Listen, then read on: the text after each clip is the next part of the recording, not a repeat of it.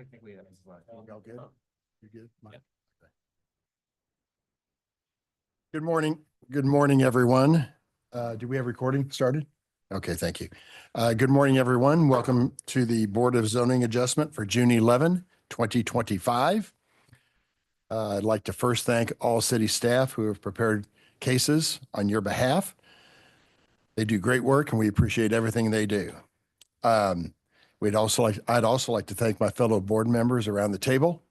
We're missing a few of them today, but I thank them for their volunteerism.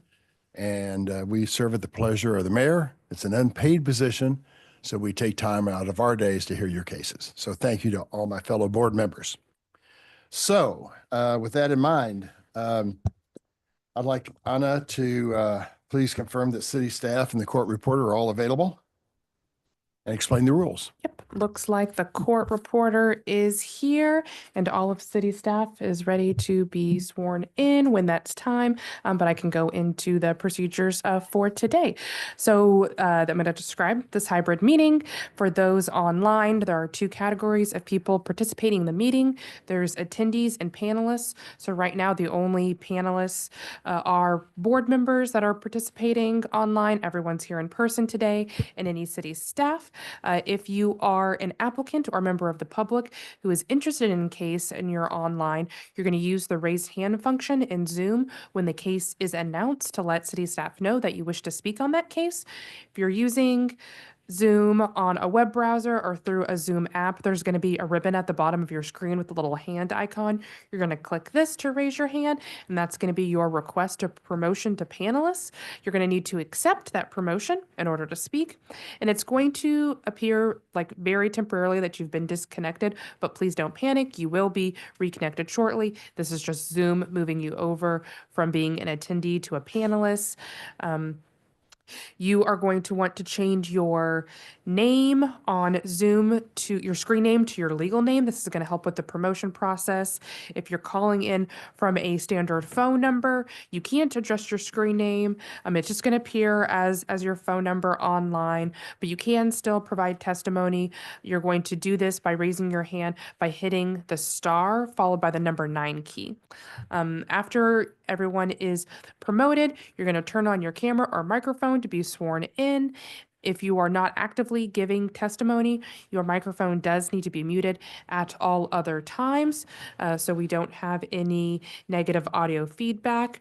For everyone in person, when a case is called, you're going to approach the podium and then you're going to be sworn in. Applicants are going to be seated at this front desk. I don't know if the sign-in sheet is up there right now, but if it is, you're going to want to sign in after you're done giving your testimony. If you're in person, there's no need for you to also be in the Zoom meeting. Sometimes when we have multiple microphones on at the exact same time, that causes a lot of negative audio feedbacks and disruptions, so we would like to minimize those. Again, if you're in person, no need to join the Zoom meeting as well. The following applies to all testimony, whether you're in person or virtual. The BZA secretary or their designated representative is going to identify you when it is time for you to speak. You're going to be sworn in under oath to provide testimony. You're going to give your full name and your address. Everyone, the board, city staff, members of the public, you're going to want to speak very, very close to the microphone so everyone online can hear us. There is time limit set for testimony, around 15 minutes for staff presentations, 20 minutes for applicant presentations, 2 minutes for a person providing individual testimony, like if you're representing yourself and your property, or 5 minutes if you are representing a neighborhood association, like the president of a homeowners association, president of a neighborhood association, president of a nonprofit, etc. You will be hearing an alarm when your allotted time is over, so please be respectful and wrap up your statement when you hear that alarm, and please no repetitive or irrelevant testimony. That's it, Mr. Chair. Thank you very much, Anna. Sorry, I totally lied. There's more. Good. If you wish to admit any exhibits, so for example, if you have like a presentation or photos or maps to help explain your testimony, you're going to want to have that on a jump or thumb drive. And if those exhibits are admitted, you're going to want to send them to the planner who's assigned to the case afterwards for record keeping purposes. If you're online, you will be able to share your screen to show those exhibits as well. And those will also need to be emailed to the staff planner assigned to your case afterwards. And this is a reminder about the chat box online. Those are purely meant for questions about the agenda or logistics for Zoom. Merits of each case cannot be discussed in the chat box, and the BZA is at liberty to take breaks during the day, for example, around 10:30 or 12:30, but those will ultimately be announced by the chair. Thank you. Okay, thank you very much. I'd also like to welcome Peter and Sarah, who are in the audience today as an observant. And then we have our intern, Michael, who's in the back of the year also observing. So thank you for coming before us today, guys. Okay, before we start to review cases, I'd like to swear in all city staff who are going presenting or testifying. So if you're online, please turn on your camera or microphone. And away we go. Do you solemnly swear or affirm to tell the truth and nothing but the truth in this meeting today? On Ananiski, I do. James Duddy, I do. Alec Gustafson, I do. Larissa Chambi, I do. Matthew Barnes, I do. Stephanie Saldari, I do. Connor Tomlin, I do. Thank you, everyone. Anyone else online, Anna? Okay, thank you. Anna, I'm going to turn it over to you to identify any continuances or dismissals. The continuances for today include docket item number 9. This is case CD SUP 2025-4. This is a request to approve a special use permit to allow for the expansion of a gasoline and fuel sales establishment in District B4-5, which is a commercial zoning district on about 0.8 acres, generally located at East Truman Road and Brooklyn Avenue, 2200 East Truman Road more specifically. This is a continuance to June 25th. Docket item number 12, this is case CD BZA 2025-60, a request to approve a variance to the minimum lot area to permit an additional unit in an existing residential structure on about 0.074 acres, generally located at 516 West 39th Terrace. This is also a request to June 25th. And the last continuance request for today is docket item number 15, case CD BZA 2025-59. This is a request to approve a variance to the accessory building standards to permit a detached garage on a through lot, plus any other needed variances in an R7.5 zoning district on about 2.2 acres, generally located at 8308 East 67th Street. And this is also a continuance to June 25th. Thank you so much, this Anna. Is there any discussion or comments on these continuances or dismissals from either the live audience or the online audience? No one has approached the microphone or raised their hand in Zoom. Great, thank you. Let's see here. So, Anna, let's call the first case. Oh, you have to motion make the for that. Oh, yeah, sorry. You're On docket items 9, 12, and 15, I move that we continue the cases until our June 25th meeting. Second. have a motion and a second. Okay. Gorntz, Aye. Hayes. Aye. Meyer. Aye. Ebbets. Aye.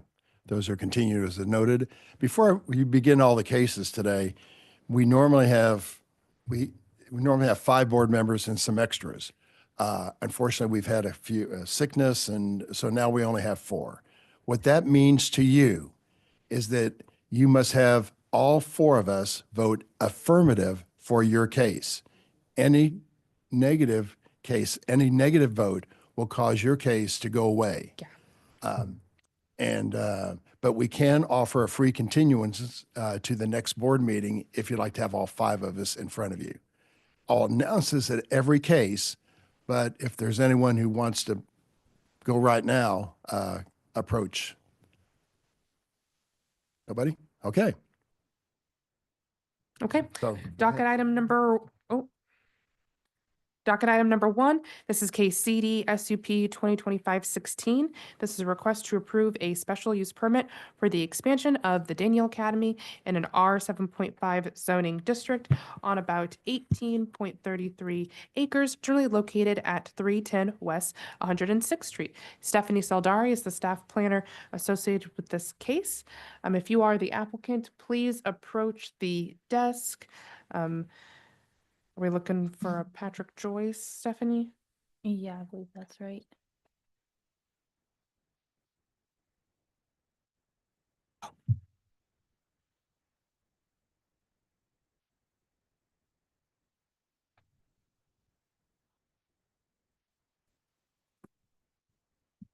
Him online? He come- He's been requested to promote to panelist and has accepted.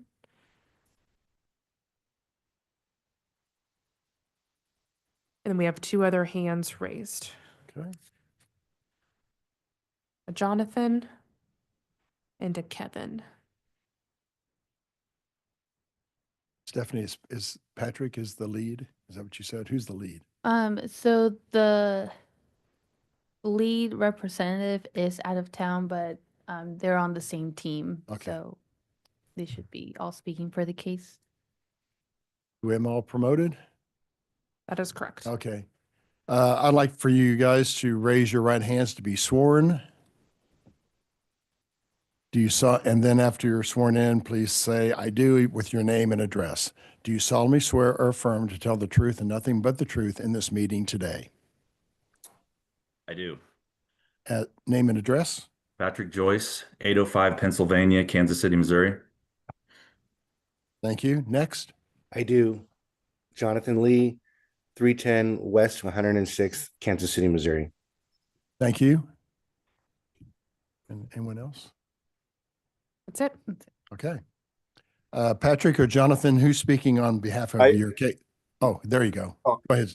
I'm sorry, Mr. Chair. I do. Kevin Corlew. I'm an attorney for Daniel Academy at Path Guide Law, 100 Northwest Inglewood in Gladstone, 64118. Thank you, Kevin. Who's speaking on behalf of your case today? Patrick, Jonathan, or Kevin? I'll be speaking. I'm the president of the board of the Daniel Academy. Jonathan Thank Lee. you. Thank you, Jonathan. As I've told the other people initially, we only have 4 board members today. That means you have to have all 4 of us to agree to your request.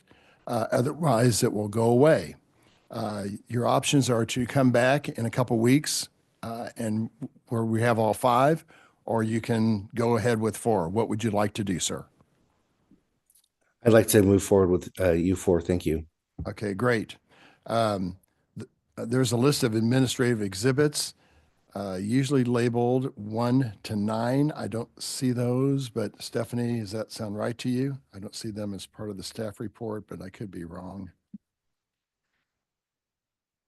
Yeah, it's 1 through 10. 1 through 10. Those are normal conditions of our board meetings. Do we have your permission to admit those, or do you have any questions about those, Jonathan? No, you can admit them. Thank you so much. Great. Those are admitted. Part of that is a presentation by Ms. Saldari on your case. Stephanie, please tell us about it. Okay. We got docket item number 1, CDSCP 2025-16. This is a special use permit for the Daniel Academy on 310 West 106th Street. The subject site is located just south of 435. Highlighted in yellow is the Daniel Academy. And then the proposed building that is triggering the SUP will be in this forested area. Here is the site plan. So we're looking at a new building that will be mainly for their gym, since the school does not have a gym right now. Some classrooms and extra storage, and then additional parking. And then there is to the east a recreational field for like soccer games or other gym activities. Oh, sorry, there we go. This is just a close-up of the proposed field and building. And last, at the City Plan Commission meeting, one of the commissioners added a condition to add some sports netting since there are houses right adjacent to the property. So this is just showing that they're putting in 15-foot sports netting on the north, east, and south of this field. These are the elevations for the proposed gym building. So it will be a metal building.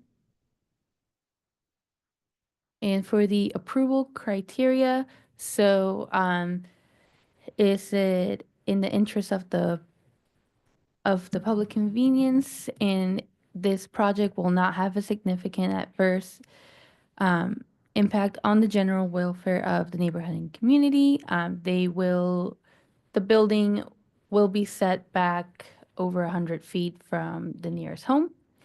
There will be lighting, but this is for school hours. And then even though there are trees that are going to be cut down, there's still going to be some trees north of the building and a little bit south that can help buffer. And landscaping will be provided. It is compatible with the character of the surrounding area. So the building itself right now does not match the existing building, but there are future plans to update the facade of the existing school to match this new building. And then as far as noise and outdoor lighting and traffic, so this building and field are for the students to use. There might be some after school games, like sports games, but it shouldn't generate too much more traffic. This will be used mostly during the day. And then again, with the outdoor lighting, the field that's right next to the homes will not have lighting, only the gym building that is set very far back from these homes. And then as far as pedestrian safety, there will be a lot of pedestrian connections added, which I will show here in a bit. The one criteria that it does not support is that it complies with all the applicable standards of the Zoning and Development Code. So this building will need some variances, which I will go over at the end of my presentation. But this is just some of the landscaping. So these are the street trees on Warnell and a little bit of 106. This is more landscaping. So originally these trees here were not there, but after the public engagement meeting with the neighborhood, the applicant added some extra trees and shrubs to help buffer from the existing houses, and there's also going to be a fence put in. Sorry, my mouse went away. Okay. And then as far as pedestrian safety, so off Warnell, there'll be a sidewalk put in that will connect to the school.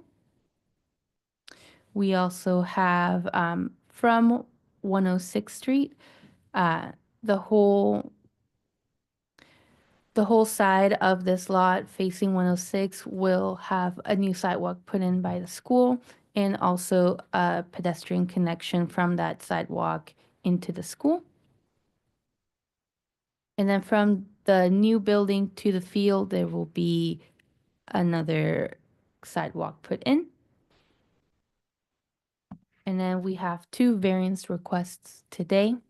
So variance request A is a variance of 23 feet to the accessory building standards to permit a 33-foot tall building on the subject sites per approved plans. So this is a 230% increase. A change to the character of the neighborhood is not anticipated, only because this will serve a school. So the accessory building in the height is in context with an institutional use.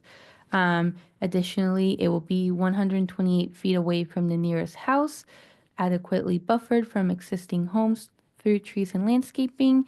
The difficulty cannot be obviated because the maximum allowed height for accessory structures within residential zoning districts cannot accommodate the intended use of the proposed building.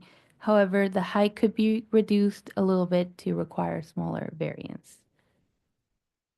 Variance request B is a variance of 36,400 square feet to the accessory building standards to permit a footprint of 36,600 square feet on the subject site. This is an increase of 18,200%. And again, just like the last variance, it does not change the character of the neighborhood since this is serving an institutional use. And again, it will be adequately buffered.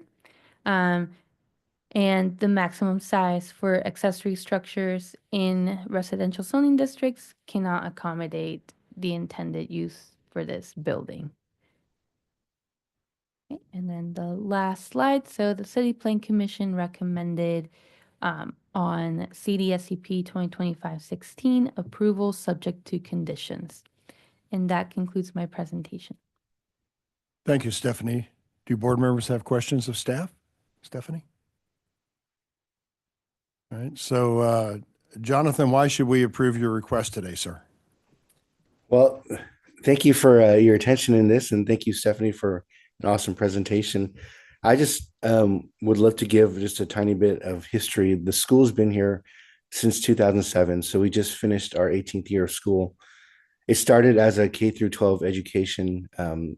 It is a Christian evangelical Christian non-denominational school, and we do all the traditional subjects like math, English, science, history, but we do layer on aspects of our faith and spiritual formation in this.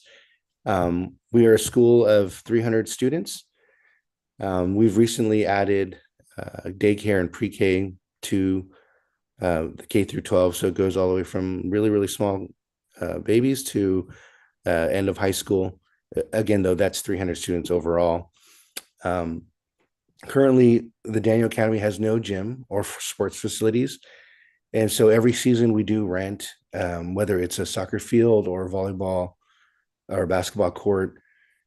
We do rent from Center School District. It's expensive, but I think the hardest part is that we can only get access to it at off-peak hours. And so all of our practices are from 6 p.m. to 8 p.m., which is really hard and disruptive, if you can imagine. And so we are very excited to build this new building, which will be a gym. And there are some classrooms associated to that, but also the soccer field. And so we're just excited about offering our students and families this new facilities. Again, having practices and games at a much better hour right after school. And as Stephanie has shown in her presentation, we'll be utilizing land that is currently not being utilized to build. And we'll be moving after the gym and new classrooms are built. We anticipate moving our elementary students into the new building and then using the current building for junior high and high school. So we'll be using both buildings. And that's our hope, is to create this recreational facilities so that we can be using them better hours, more flexibility.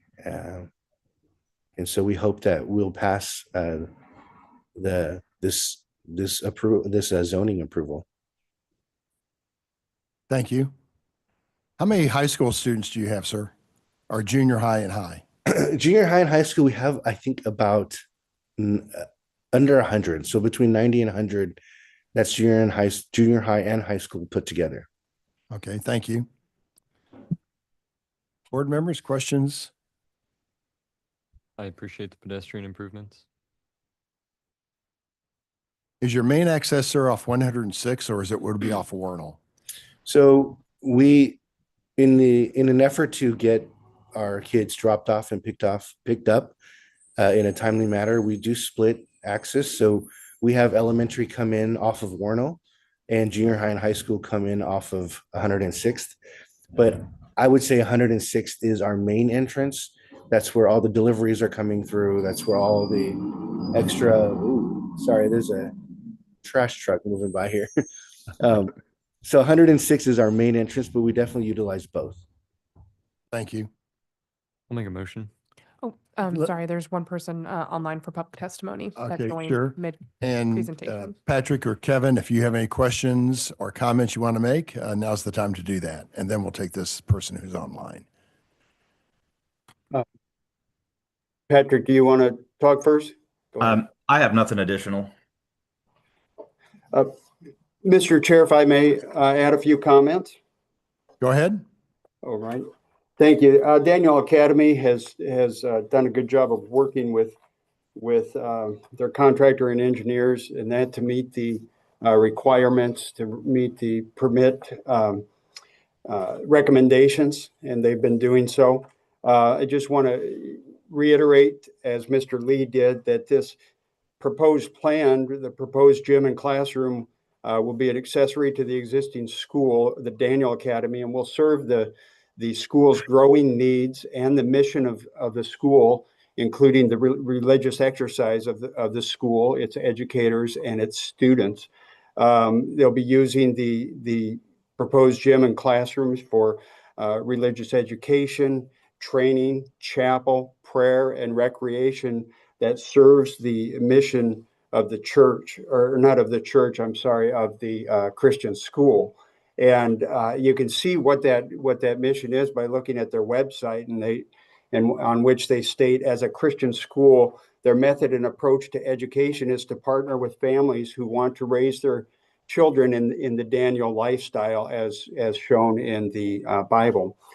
They consider this to consist of 4 components: prayer, a consecrated, a dedicated lifestyle, excellence in learning, and cultivating wonderful friends amongst their students.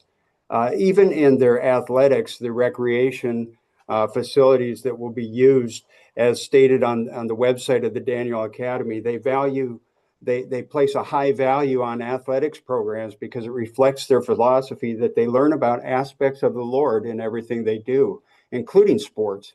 They teach teamwork, camaraderie, winning well, losing well, working hard, and all of this helps shape their character. So as you can see, this request for the special use permit will serve the missions of this religious school. To grant the permit will be to allow this school to further to educate its students consistent with their mission. To deny the special use permit would substantially burden the religious exercise of the Daniel Academy, their educators, and their students. Also want to point out that this application firmly falls into and in line with the KC Spirit Playbook alignment, in that it creates diversity in the use of land. It encourages cultural and religious diversity. It provides a healthy environment. The landscaping and trees, the additional work that they've even done in working with the community to even enhance that further. It's being used to enhance the well-being of students, their physical, educational, and spiritual formation. And it provides an environment for people of all ages, and in particular, attracting and retaining young people and families to Kansas City and to the area. With that, Mr. Chair, I would encourage approval of the special use permit and the variances to allow the Daniel Academy to move forward with their project. Thank you. Great. Thank you very much, Kevin. We have someone in the audience. Correct. Kevin, you can unmute yourself and get sworn in. There you are, Kevin. Please raise your right hand to be sworn. Do you solemnly swear or affirm to tell the truth and nothing but the truth in this meeting today? If you agree, please state your I do and your name and address, please. Kevin Barthol, 37 West, 104 Terrace, Kansas City, Missouri. Thank you, sir. What are your comments on this case today? Okay, I got three quick comments. I just feel that Daniel Academy, we've been to the first meeting where they met with the public, and the public presented quite a few ideas around this project, like the field area and other areas, and I just don't feel that that we were fully heard. For instance, number one, there's a parking lot, and the building they say is 100 feet away from the homes, but there's also a parking lot, and this gymnasium is going to be there, and there's going to be this is going to be a significant impact to the houses that back up to it. First off, there's going to be a huge change because right now there is no activities that come and go potentially in dark hours. So what my concern is flashing lights that back up to the houses, and I'm simply asking for, and everybody else has asked for it and it has not gotten pushed through. And so simply a fence along that parking lot to prevent flashing lights, especially during the winter months when there's no leaves on these trees. Right now, we back up even Scions the next school over. And when these newer cars with their bright lights that have long distance on them, they can be seen through the woods right now. So that's one. Second is regarding this permanent fence. We asked for this permanent fence, and they never showed it on their plan until after CPC pushed it to be on there, so it became a condition number 7.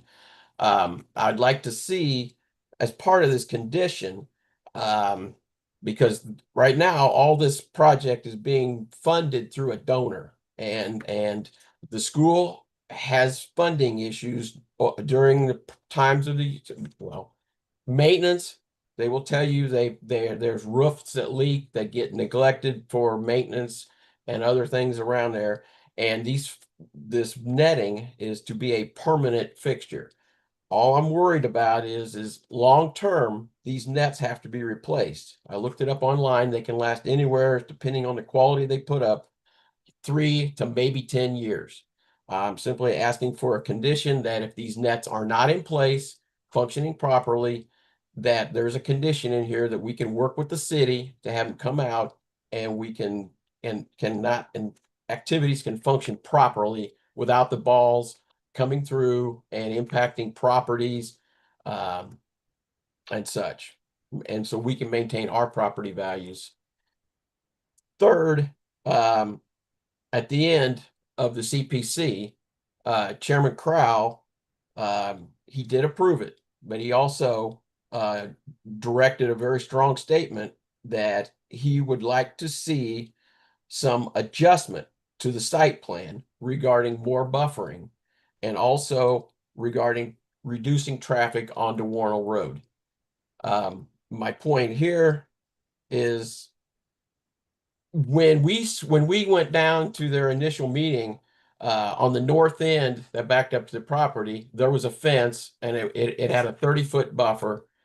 And all of a sudden now this fence has been pushed back, and we've lost our green space back to 20 feet. So I'm just asking in the spirit of the CPC encouragement, if we can get our additional green space back along that north side.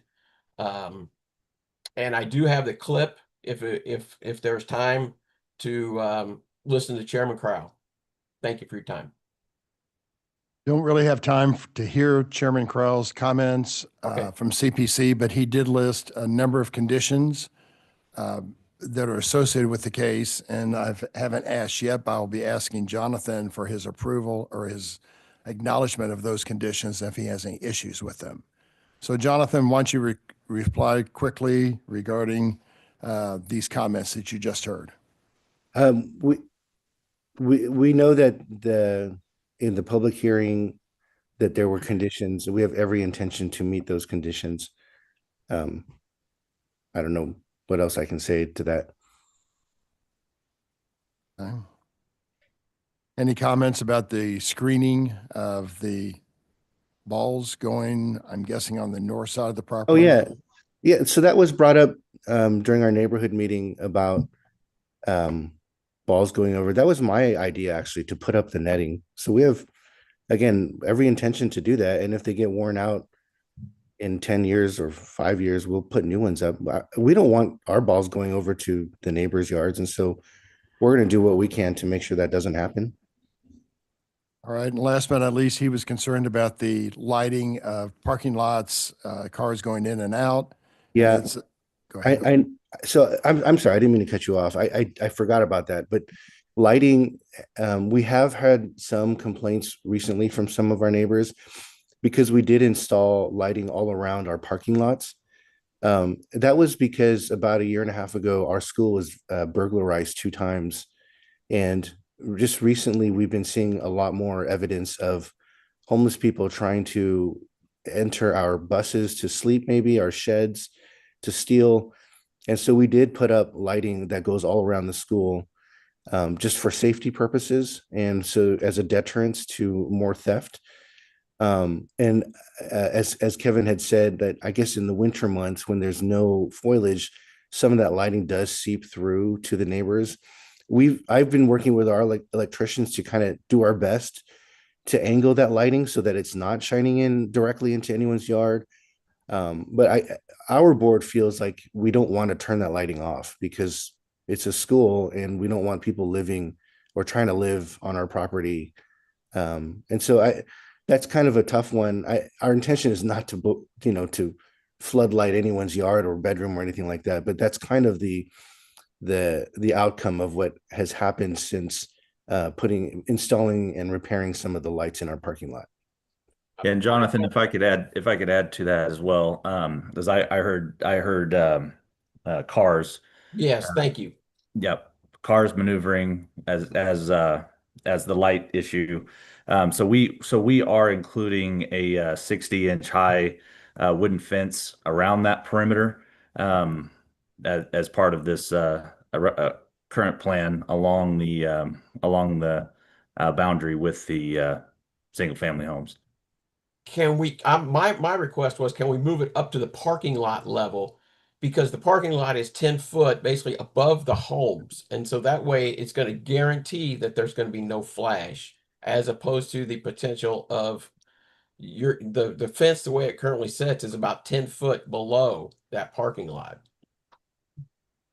So And are you talking specifically on the north side?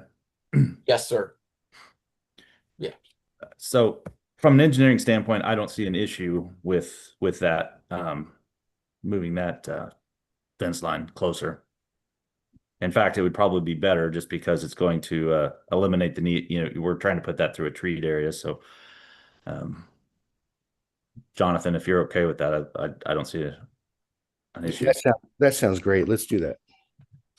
And then, like I said, the only other one was just, can we get some additional language in number 7 that just says that the nets, will be operational? That was my only other one.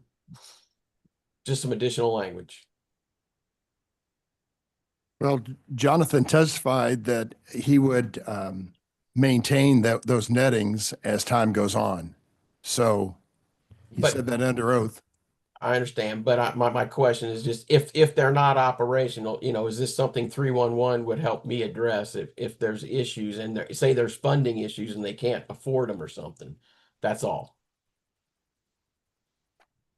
Really, you would make a call to 311. I don't think this committee or this board wants to put in that type of language about netting and its wherewithal. I think that's more of a school neighborhood issue, sir. Okay, I appreciate the clarification. Anyone else? Board members, questions, comments? Is there any way that we could formalize the moving of that fence? Yeah, I suggest adding a condition that a revised site plan with the fence on it. It's marked as a 60-inch wooden privacy fence right now. Just to say that the site plan needs to be revised within a certain amount of time, moving it. I should measure. Sit closer to the parking lot, sir, Jonathan? Yeah, I think what Kevin has in mind is like just putting it at the edge of the parking lot. That way, when cars do pull in and it might be after hours and their headlights are on, that the fence would block that lighting, as opposed to if we put it right on the property line, it's going to be too low for that. And I think that we would definitely put in, whatever language you need to make that clear. Submit a revised site plan relocating the privacy fence to abut the fields and parking lot versus the existing proposed Okay, location. so that would be like an additional condition. Correct.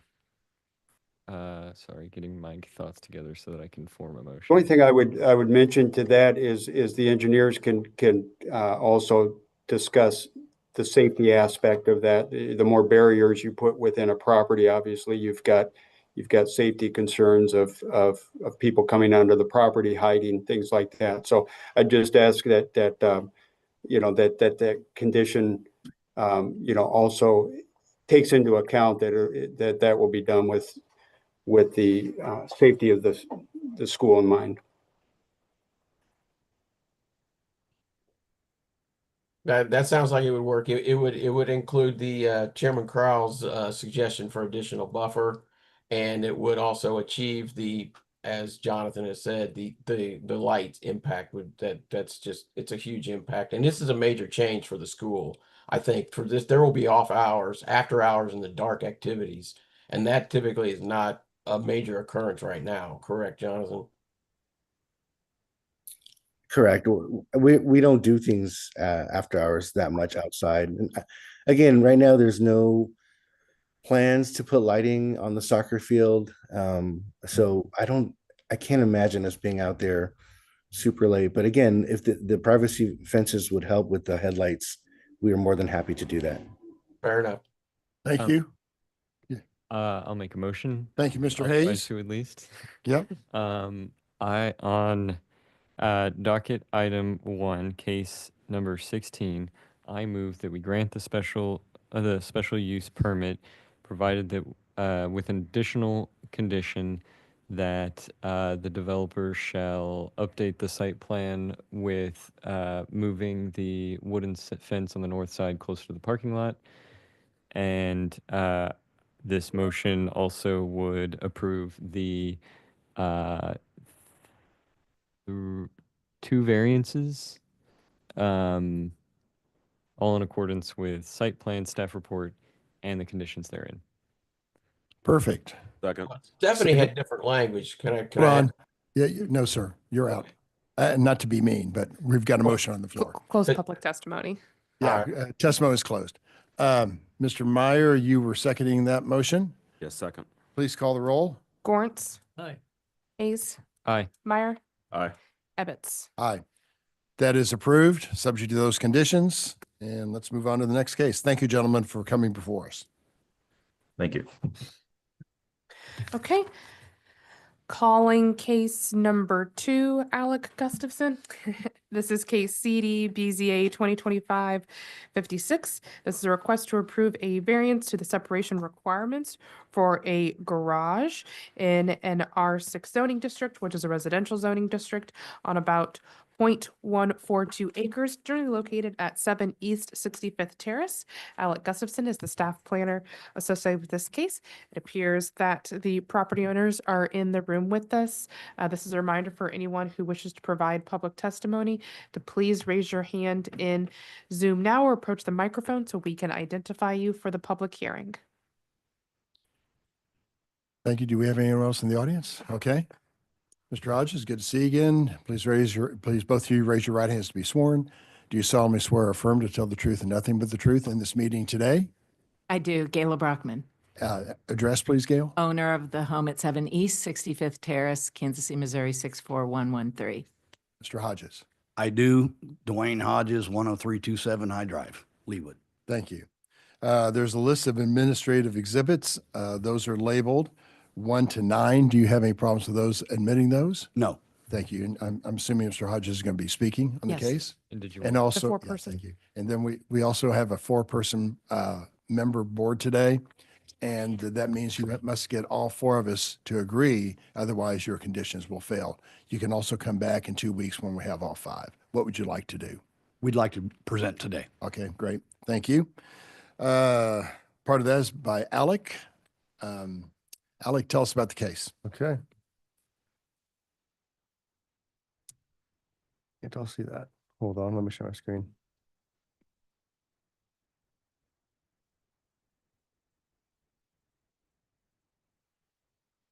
Okay, today we have docket item number 2, CDBZA 2025-56. It is located at 7 East 65th Terrace in an R6 zoning district. And this is a variance to approve a request to approve variance to the separation requirements of a garage / accessory structure. It is located down south of the plaza, down south of the downtown loop, west of Swope Park. Here's just the overall area. You can see it's close to Main Street and Edgevale Road on East 65th Terrace. Here's a site, just a shot of the home from Google Street View. And in the back, you can see the garage as it is now. Just another view of the site. And then here's the site plan. We have a garage that's currently, they plan to demo the current garage and rebuild it with a new proposed garage where they're rounding out that corner that sort of juts in, making it a full square garage. And this separation is for that northwest corner that's closest to the deck, where it's 7 feet, 10 3/4 inches. Here's a closer view of the site. The requirement is 10 feet separation, so we're looking at a small variance here. It's a variance of 2 feet, 1 inch and a quarter to the separation requirements between an accessory structure and a primary structure to permit 7 feet, 10 inches and 3/4 of separation between the garage and the primary dwelling on the subject site. This is a 21% reduction for the permitted separation requirement. A substantial change to the character of the neighborhood is not anticipated, and the difficulty could be obviated by a change of design, making the garage slightly smaller and further from the primary structure, which we did talk about in the pre-application meeting, but this is the plan that has moved forward with the variance. Okay. Thank you. Board members, any questions of staff? Alec? All right.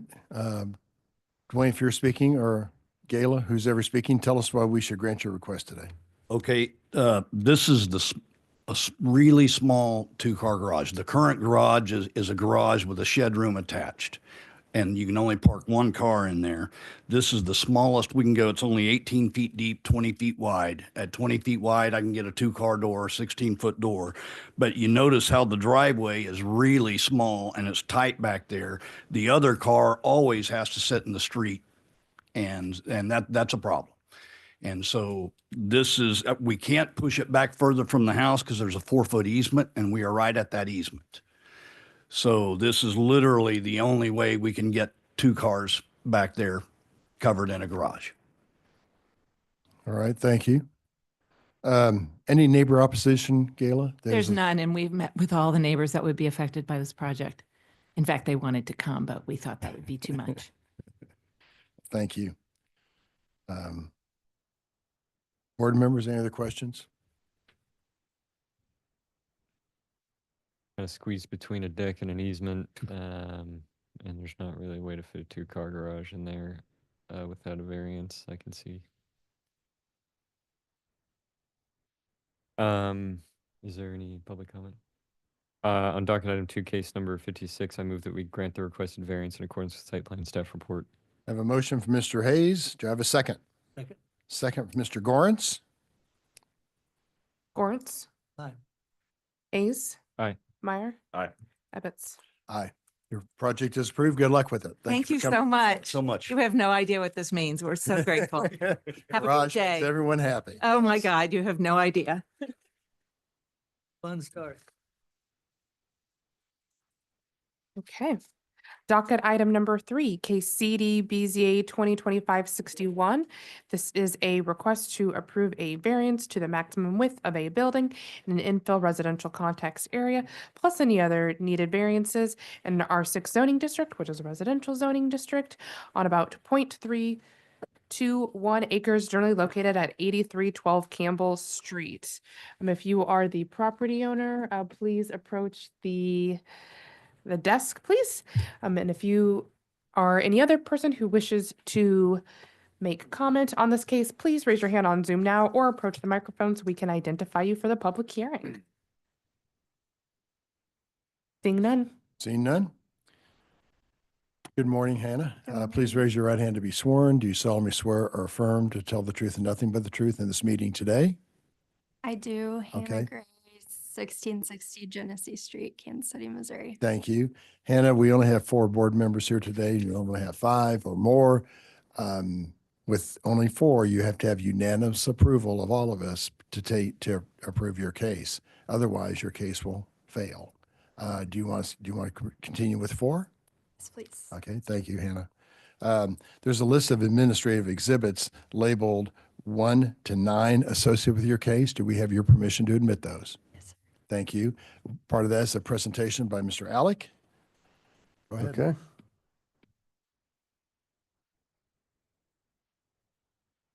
Not that I care. Who keeps beeping?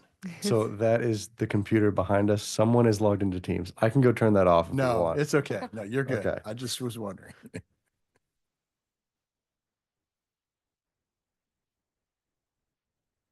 All right. Everyone can see that? We're good? Okay. We have docket item number 3. This is CD BZA 2025-61. It's at 8312 Campbell Street in an R6 zoning district. This is a request to approve variance to the maximum width of a building in an infill residential context area.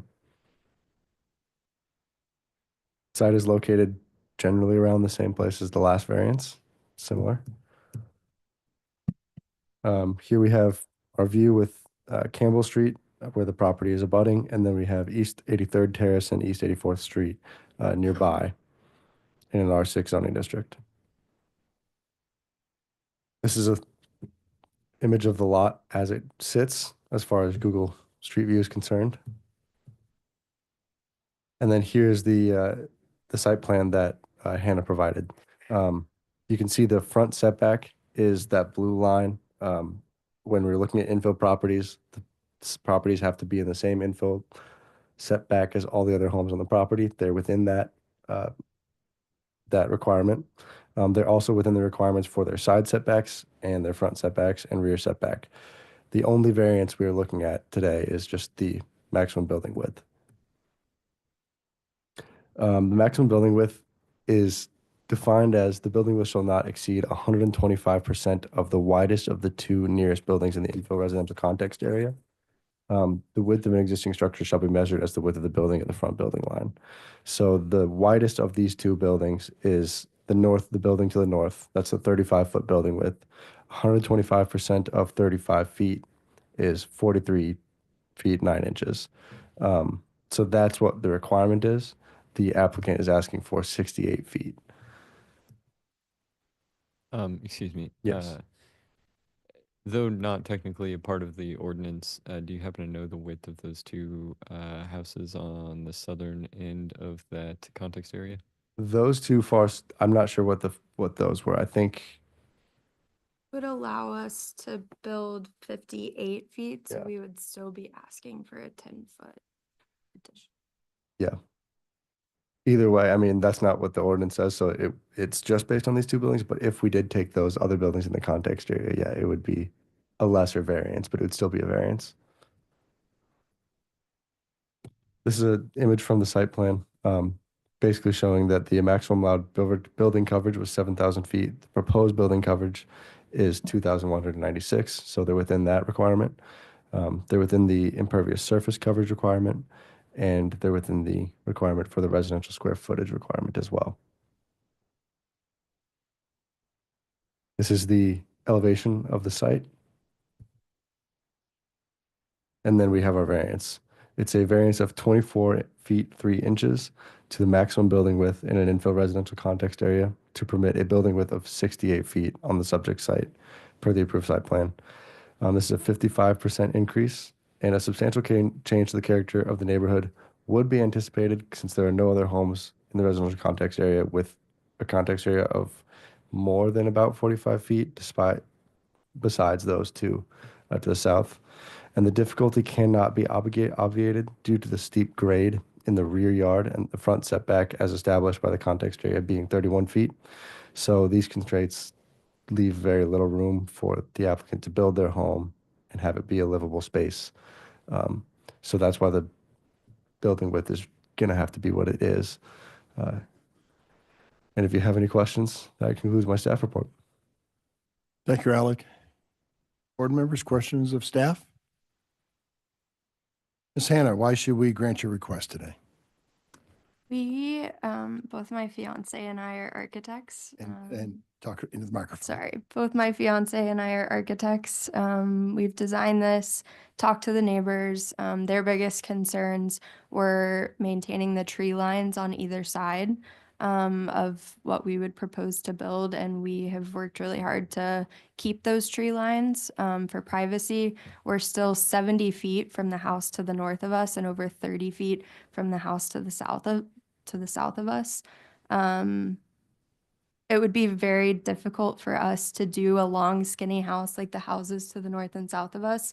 The topography goes up on our lot and kind of hugs the south side of our buildable area. So we would have to basically bridge over the topography and remove a significant amount of trees. So we're trying to maintain a lot of the native ecology while still building a relatively typical house. We're under 2,000 square feet. One diagram that I put together that didn't make it in the presentation is on that side of Campbell Street. There's not any houses that are as wide as we're proposing, but in the neighborhood as a whole, like literally the house right across from Campbell Street is wider than what we're proposing. So there is definitely precedent. It's just not in the infill context that we were given.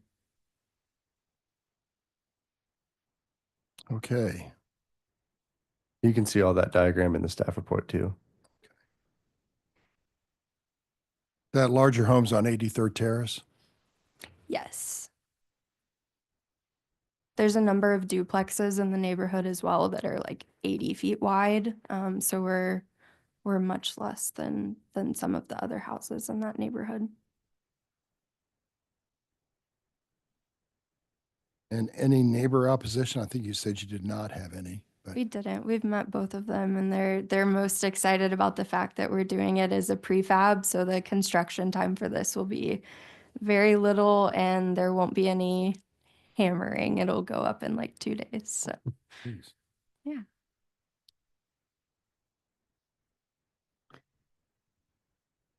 Yeah, it looks like you kind of squeeze between that front setback and the steep grade. Looking at the contour, it looks like about a 15-foot grade change from the rear property line to about halfway through. So in order to have a reasonably sized home, you have to kind of make it wide. So on that, I'll make a motion.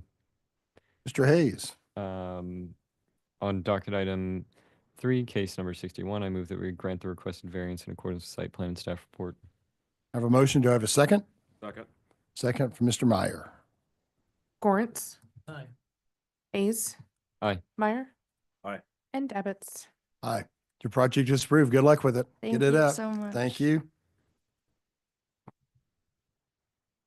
Okay, docket item number 4, case CDBZA 2025-62.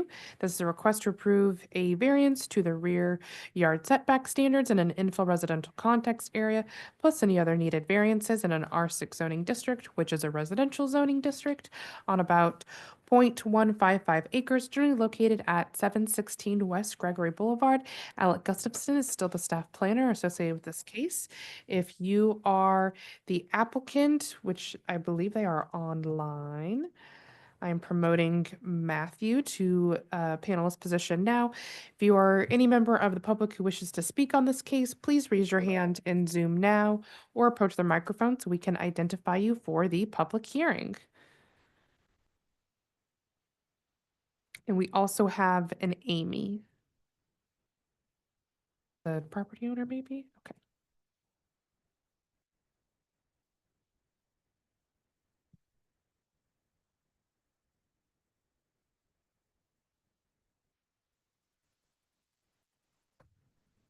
Okay, Matthew has been connected. Okay. Matthew, please raise your right hand to be sworn. Do you solemnly swear or affirm to tell the truth and nothing but the truth in this meeting today? I do. Name and address, please, sir. Matthew Lero, RDM Architecture, 222 West Gregory Boulevard, Kansas, Missouri. Thank you, sir. Because we only have 4 board members here today, you need unanimous approval for your case to go forward, or you could delay your case for a couple weeks and come back when we have 5, and then you could have 1 negative and it would still pass. What would you like to do today, sir? We'd like to go ahead and move forward. Okay, great. There's a list of administrative exhibits labeled 1 to 9 that are associated with your case. Do we have your permission to admit those? Yes. Okay, if you have any questions, you can ask me of those, but those are standard exhibits. Those are admitted. Part of that is a presentation by Mr. Alec on your case. Tell us about it, Alec. Okay.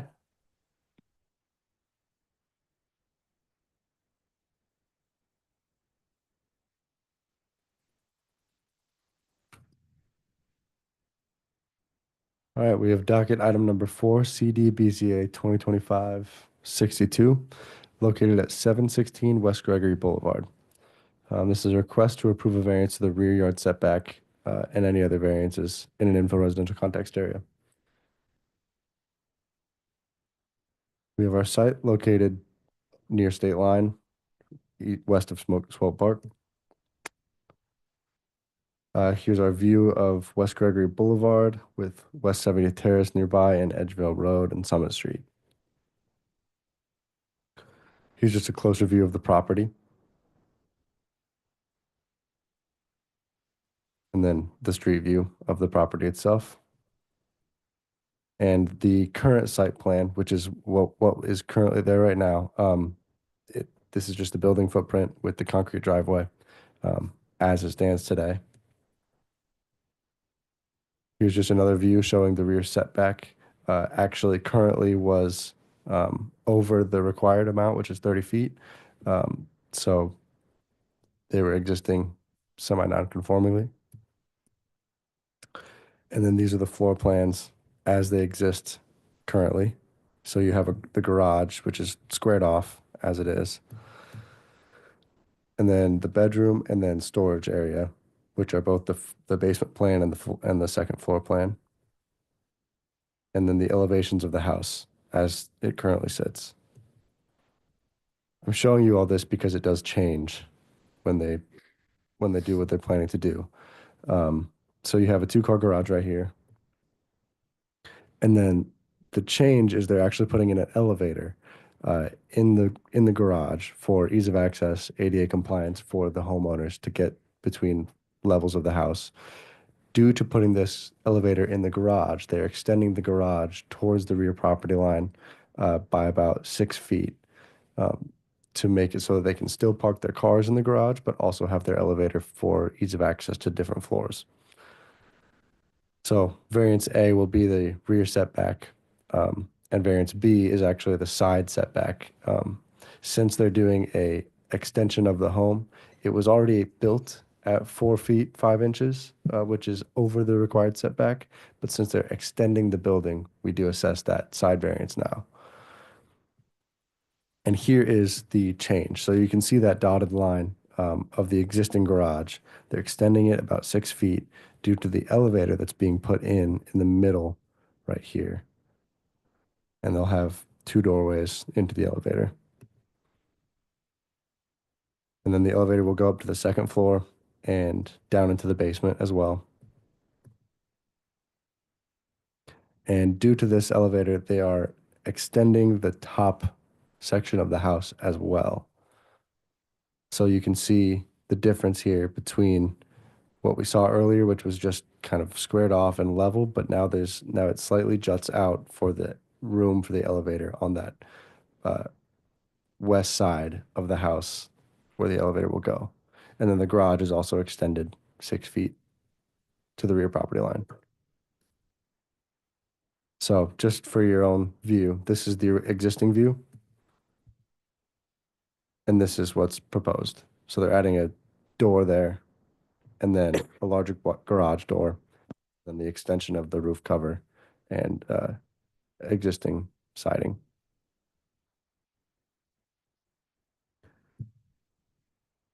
And now on to our variances. This is our first variance. It's a variance of 9 feet 6 inches to the rear yard setback to permit a rear yard setback total of 20 feet and 6 inches on the subject site per the approved site plan. This is a 31% reduction. A substantial change to the character of the neighborhood is not anticipated, and the difficulty could be obviated through a change of design, for example, putting the elevator in a different spot in the house. But understanding what the elevator was meant for in my conversations with the applicants, it's so that they don't have to be walking up a bunch of stairs with groceries and things when they're in upper ages. And then the second variance is a variance of 7 inches to the side yard setback to permit a side yard setback of 4 feet 5 inches on the subject site. What's required is 5 feet and 5 inches. We're looking at 4 feet 5 inches. So it's a 10% reduction. Substantial change to the character is not anticipated. The difficulty couldn't be obviated because the home was built at that 4 foot 5 inch setback. They're just extending that garage, so it's going to sit with that 7 inches. And that concludes my staff report. Happy to answer any questions. So Alec, if I'm looking at the house from Gregory, Mhm. looking north, I guess that would be, will I see these additions? No. You shouldn't. Yeah. All right. Board members, questions of staff? All right. Mr. Matthew, tell us why we should grant your request. Thank you. So we were approached by the Wilsons.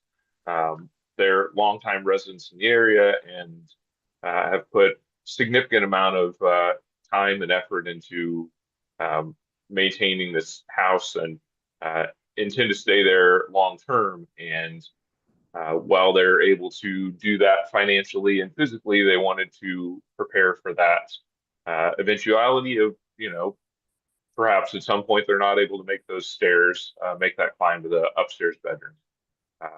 So we looked at a number of ways of addressing this concern, and because of the design of the house and not wanting to create an addition or disruption to the front facade as seen from Gregory, and to really disrupt the otherwise fairly original trims and details of the house. The place that we were able to make that connection from the basement to the second floor was adjacent to the living space in the space of the first garage bay of that existing garage.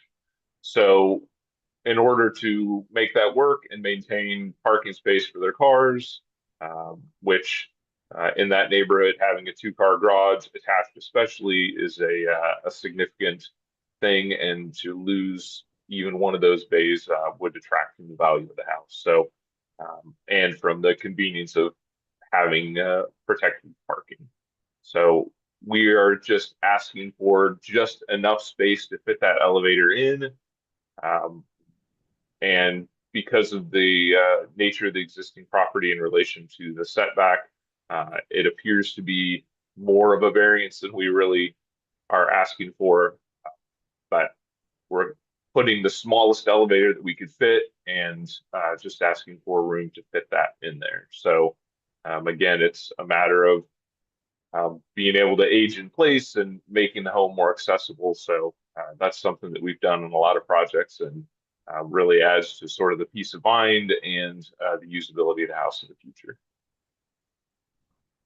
All right, thank you.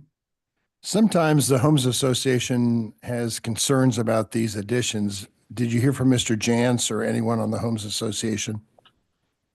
We did hear from Mr. Jantz. His position is that they basically are not in favor of any variances of any kind. I went through the reasoning and why we felt like, we're trying to reach the bare minimum that we can to maintain the house as it is from the front and work within kind of our existing context. His feeling was that if they're able to make the stairs now, that they don't necessarily need a variance. So he's Willie, he's can have that opinion, but I feel like if they're able to prepare for the future now, I think it's better to make those changes now where they're able to afford it and to deal with the inconvenience of it than to wait to some future date when suddenly they're not able to make those stairs. All right. And notwithstanding Mr. Jantz, what about neighbors right around them? Anything from any nearby neighbors?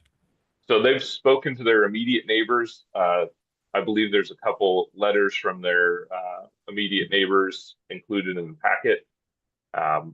But they've had good feedback from them, and the immediately adjacent neighbors approve of the project. All right. There are 2 letters in the staff report of Support. approval, support, yeah. Okay. Thank you, Alec. Seems like both to the east and the west. Yes. The Armor Hills and Armor Fields are pretty much against anything. The Homes Association is. So I value them, but people have to do work to their homes too. Yeah, it's a difficult position to take, but we're trying to do the minimum that we can do to maintain. There are definitely some projects around the area that have done much more, so we're trying to keep a light touch here.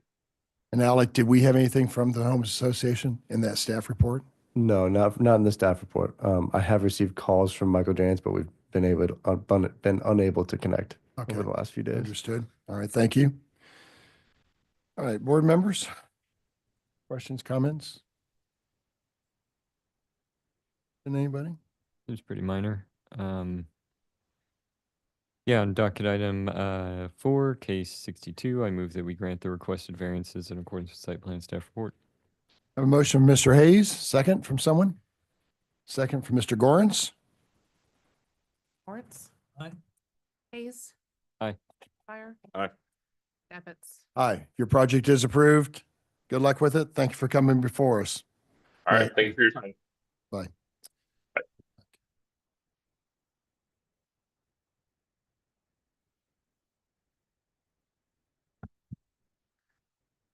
Number 5, we have CD BZA 2025-64. This is a request to approve a variance to the accessory dwelling unit standards to permit a smaller setback and a larger footprint, plus any other needed variances in an R6 zoning district, which is a residential zoning district on about 0.44 acres, generally located at 115 East 58th Street.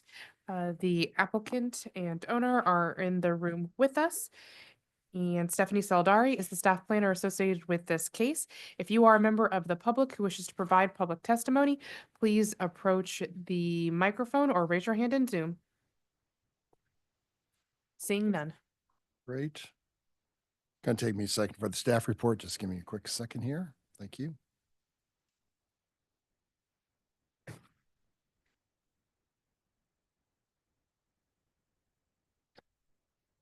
I just uploaded a 10th exhibit onto Compass Casey. All right. I'm going to swear you in, then I'm going to tell you about the 4 members. So please, do we have anyone in the Zoom audience? I'm sorry, Anna. Yep. Okay, just so you two. Please raise your right hands to be sworn. Do you solemnly swear or affirm to tell the truth and nothing but the truth in this meeting today? If you agree, say I do and state your name and address. Mr. Shaw, you go first. I do. Craig Shaw, Shaw Hawkson Associates. We're architects for the project. John McGraw, 115 East 58th Street, Kansas City. And I I do. do, thank you. Yes, sir. Great. There are a list of administrative exhibits, now labeled 1 to 10. Is that right, Stephanie? Did you add an extra Yes. one in there? Yeah, now it's 1 through 10. Okay, great. 1 to 10. Those are standard administrative exhibits. Do you have any questions on those? If not, do I have your permission to admit them? Yes, sir. Okay, great. Those are admitted. Part of that is a presentation by Miss Stephanie Saldari. Oh, the to 4 your left. members. Oh, yeah, thank you, sorry. And so we only have 4 board members today. That means that you must have all 4 board members to approve your case, or you can delay it and come next time and we'll have 5 and you could have a negative vote and still have your case pass. What would you like to do today? Go ahead. You're going to go ahead with just 4. Yes. Okay, understood. And, okay, Stephanie, sorry. Thank you. You're fine. So we have docket item number 5, CDBCA 2025-64, located on 115 East 58th Street, Zone R-6. And the applicant is seeking approval of a variance to the accessory building standards to permit an accessory dwelling unit on top of a detached garage on the subject site. All right, so the subject site is located down south, kind of close to South Plaza area. And this is the subject site. Also to note, this little rectangle here is also part of the property's backyard. The property owner has consolidated these lots. It just hasn't been fully updated on our map, but they have been consolidated. And this is the site plan showing both lots combined. And so southeast of the property is that proposed ADU that will be replacing an existing detached garage. These are the elevations. This is the elevation that will be facing the street. And this is one of the other elevations, just showing the proposed deck that will go with it. So this is what the house looks like, and this is the current garage over here. And then in this new building will also match the facade of the existing house.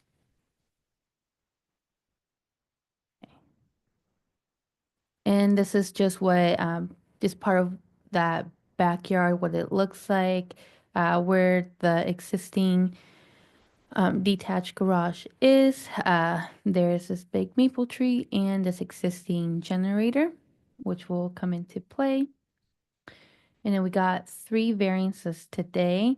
So the first variance is a variance of 147.42 square feet to the accessory dwelling unit standards to a floor area of 947.42 square feet on the subject site per approved site plan. So this is an 18% increase. Just a bit of background. So accessory dwelling units, their floor area can be either 90% of the floor area of the principal building or 800 square feet, whichever is less. In this case, 800 square feet is less. Change to the character of the neighborhood is anticipated since the proposed ADU is larger than permitted. Other nearby properties don't seem to have large ADUs, but this is just to staff's knowledge. And the size could be reduced to meet the requirements. And this is the floor plan of the ADU. Again, this will be on the 2nd floor. Variance request B is a variance of 1.4 feet to the accessory dwelling unit standards to permit a setback of 3.6 feet on the east property line of the subject site per approved site plan. This is a 28% decrease.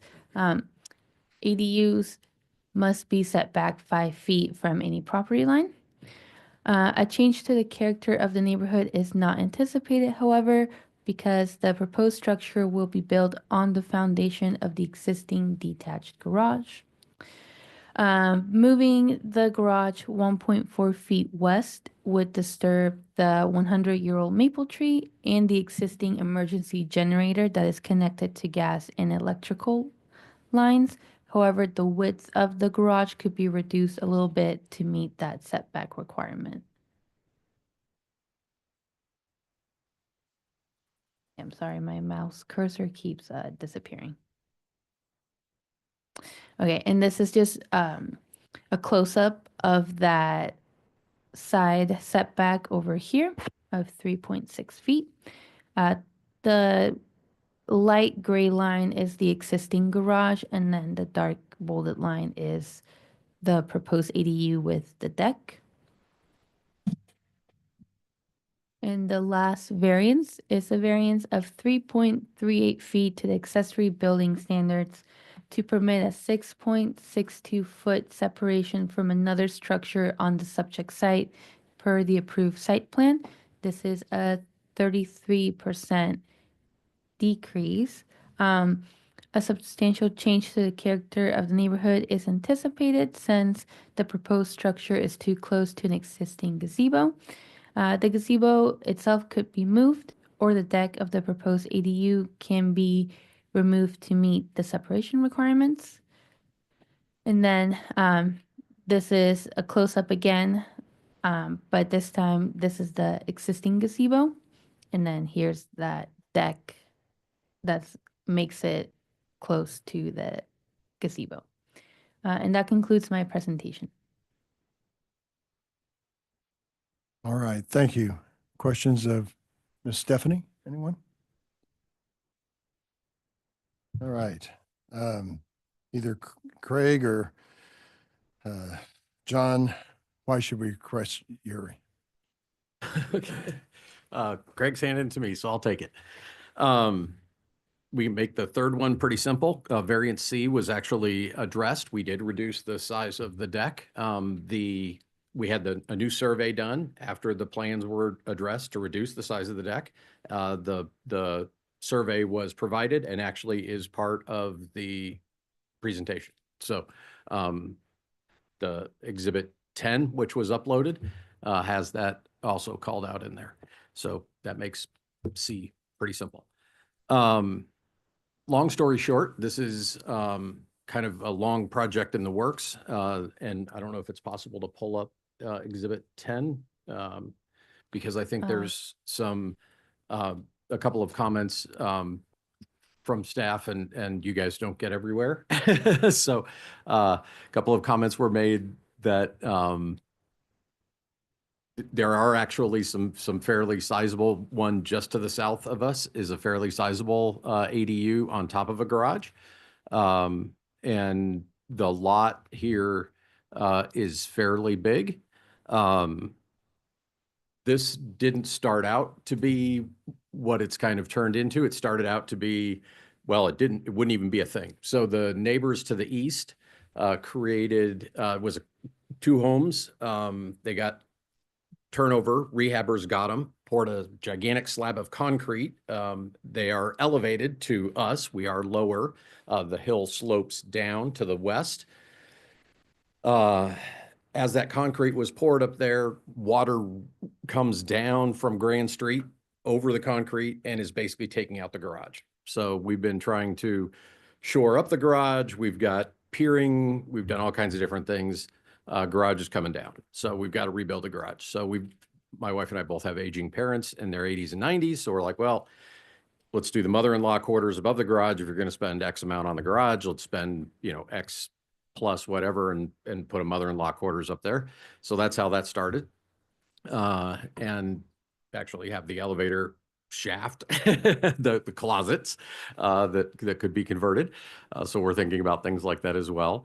And the existing, we're basically using the exact same footprint, thinking about the Setback, variance B, the setback, we're using the exact same footprint. It's at 3.6 feet, and I think that should be a 5 number.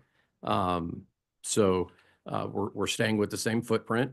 The lot itself, for the difference of 150 feet or 150 square feet, we're basically going back into our own yard. The yard itself is fairly sizable. And maybe we could get a couple of images. You can't see it from here, but you guys will have this information.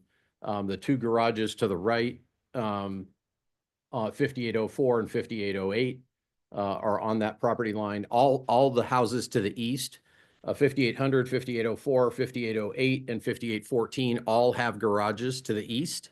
Our garage is on that same property line.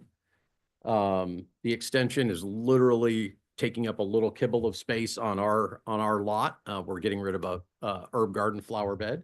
If we go to the next one. That is the ADU just to the on our south property line. It's a fairly sizable ADU. This was approved. It's a I think it's a 2-car with a ADU on top. There's a couple other images of that. If you can just keep rolling through there. That's the house to the left and the garage to the right, and one more. That's the street. If you're looking west, looking east from their backyard. So if you're at the old, if you know the Wolferman's building, it's now Riley Autism. But if you're there at the trolley track trail looking east, that's the garage on the right side, house on the left. It's a sizable unit. You'll also notice there's a few trees in there, so it's not a, this isn't a big neighborhood disturbance thing, but keep going. This is a view from 58th Street. Our house actually takes up the entire block between Brookside and Grand. We're the only north house facing on that entire block. So this is the driveway. I'm standing in the driveway at 58th Street. Those are the houses that you can see on the east side. Those are Grand Street facing driveways. So that again is a driveway area or a garage area, the 5800, 5804, 5808. Keep going. All too close to the property line. Yes, close to the property line. Thank All you. those garage buildings are way too close to the existing property line. Don't want to call anybody out, but those are on the property line. And because of an elevation change, there's a retaining wall there, but Right. they're in your face. Again, 04 and 08 versus 58th Street. Keep going. This is an image. So I went up actually to the second floor of 58th Street and took a picture down. So there's 5804, 5808. That's 5814. The two-story, the big two-story down there, and that's our garage that's there. You can see kind of, it looks like an L. That's basic down there tied to the 58th Street garage. That L is basically where our garage would extend. So that's the southern extension. Continue. That's the southern extension from the south side, now looking north. We were just north looking south. Now we're south looking north. We're going into this flower bed herb garden. And that's another view of that. So where this is going, if you're at one of the homes above us looking west, there's the two garages there. Our garage is going to be behind those two garages. So we're extending behind those two garages. Their driveway comes down and their cars park between those two garages, or one of them does, because there's only room for one garage or one car to park there. But that's another view of that that south extension. Continue, please. Thank you. This is the addressing of the variance C. You can see that circle that is drawn on there. It is now 10.6, so that's a non-event. And we did pay to have the plans adapted and the deck shrunk and a new survey to address that variance C. So that's gone. You'll see the square in there. Again, that's the southern extension. Just to clarify, you're not going to need variance C. No, sir. Okay. Yes, thank you. And that's the 5804 and 5808 garages up above. Go to the next one over here. This is the interior of the current garage, just to provide a little color on the damage, and we can roll through these fairly quick. That's the floor. I did some close-ups. That's the wall. We've tried to jam some stuff in there to hold it up. Every time it rains, we've got a French drain going along there. Every time it rains, it comes right through there. We've got a flood going on. Floor crack. So that top picture, that floor is about 1 inch crack difference. So a little difficult to walk on. You can see the slab is actually shifted. So there's the drain underneath and the drain in the floor, and the whole slab is shifted. So it's time for the garage to come down while we're doing it. Mother-in-law quarters. That's the close-up of the generator. We've got Spire came out, put in a new meter and stuff. This is, I don't know, 10 years ago.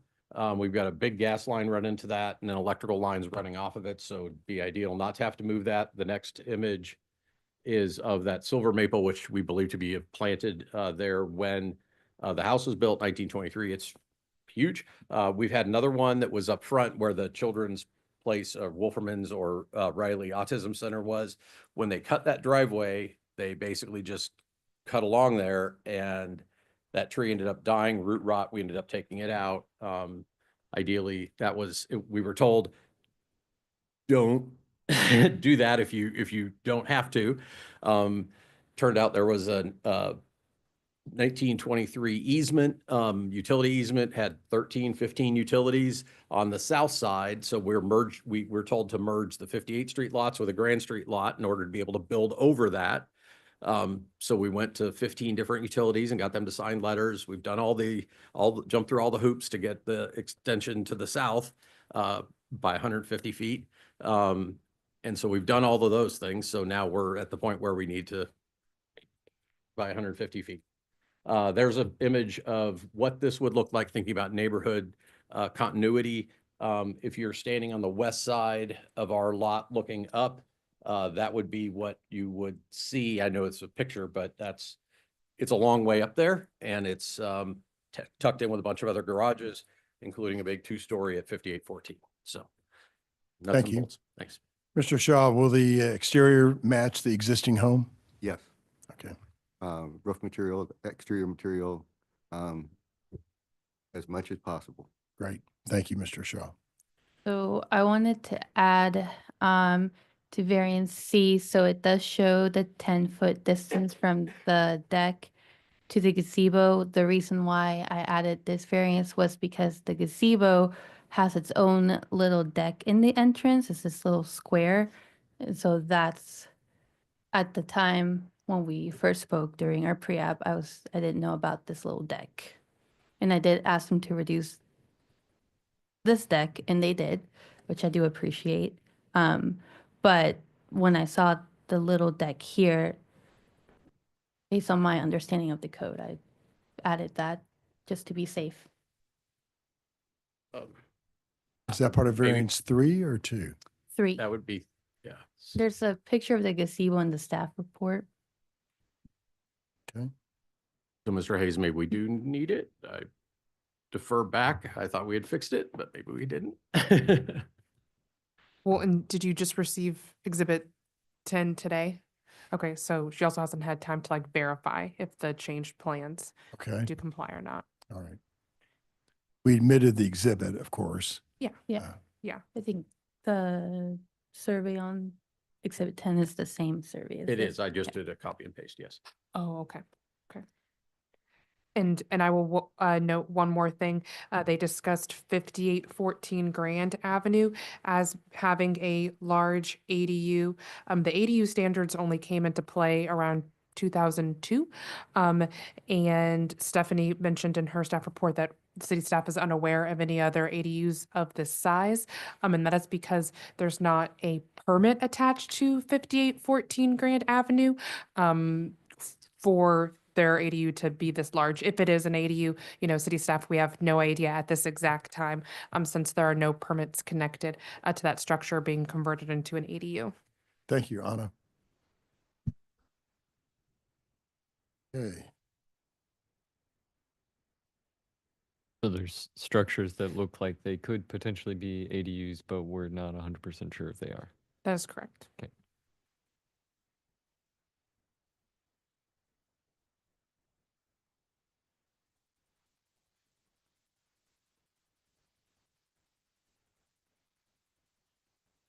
Board members, any other questions or comments?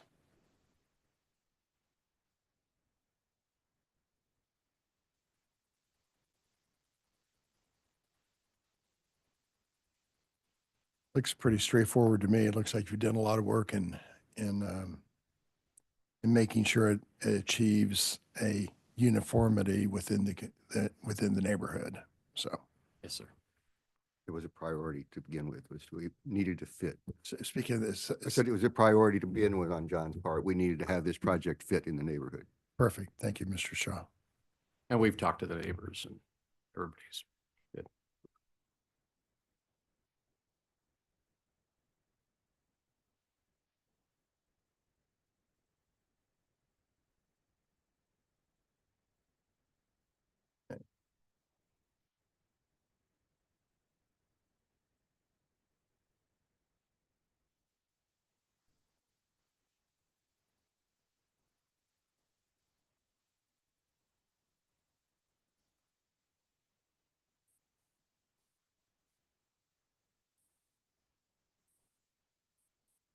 Any other board members want to say anything or? Variance A, the square footage variance. Could you expand a little more on why you need that? Yeah. In 1923, garages are pretty small. The two-car garage really holds one car. I actually pull in and turn into angle and it gets the car in there. So we're coming back with two-car. The previous presentation actually dealt with a elevator. This is truly a mother-in-law quarters if you want. My wife and I both have aging parents. They're in their 80s and 90s. All four of them are still alive. So at some point in time, this is probably going to turn into where they're going. That end extension beyond the garage is a staircase that goes up to the second floor, and in the middle of that staircase is a two-floor closet. And that two-floor closet, one upstairs, one downstairs, could be an elevator shaft. And so the stairs go around the elevator shaft, and that's basically the room for the back extending out beyond the garage has been made for those stairs to go up, with a closet wrapping the stairs wrapping around that closet.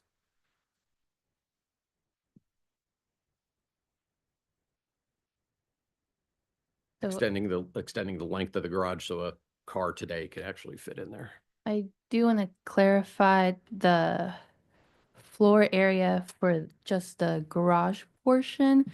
That's fine, like that doesn't count towards the living space on the second floor. So the floor area for the ADU only counts living space. It does not count vehicular use. So expanding the size of the garage itself per se. Yeah, Good. it's fine as long as the When footprint. you put the ADU on top Mhm. and the square footage of that living quarters Yeah, exceeds 800 square feet, that's what triggers this variance, is what we're saying. that's what triggers the variance. Specifically the living quarters, not necessarily the garage. No. And then because we have with ADUs is footprint versus floor area, and the floor area is the living space portion. The footprint is just like the base at ground level. And I know they did reduce the footprint a bit to get rid of that variance. But the floor area still remains.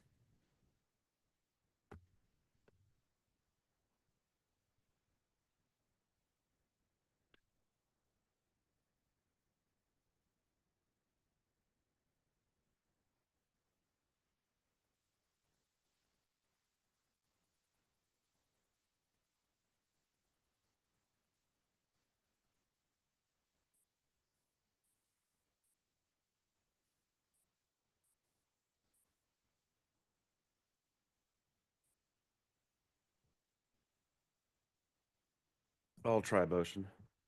Mr. Meyer, Make a motion on docket item 5. Grant the applicant's request in accordance with site plan and staff report. I have a motion. Do I have a second?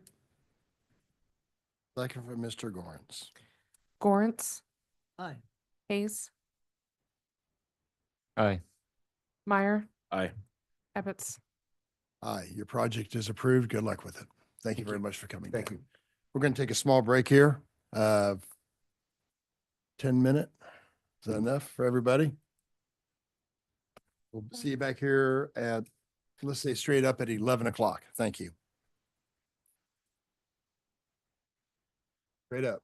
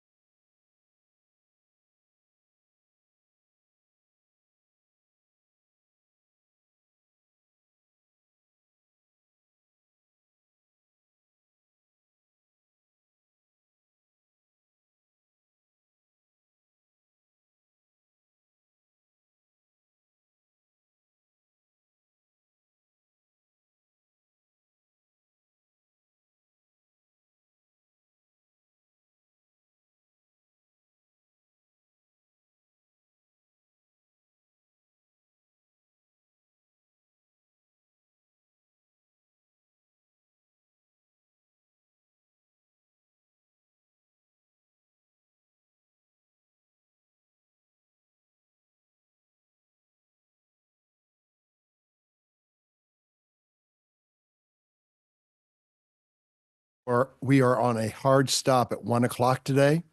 So I have a feeling we're going to get through all the cases. But just to let you know, case 13 or 14 may not make it, but I have a feeling it will make it based on my experience. So with that in mind, Anna, please call the next case.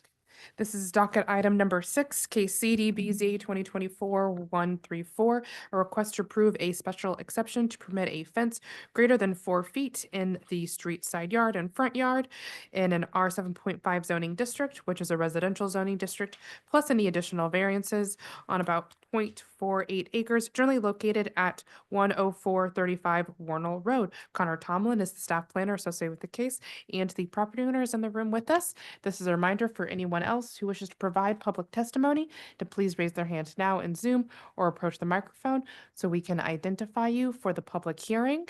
There is one, Kevin again. Quick second here.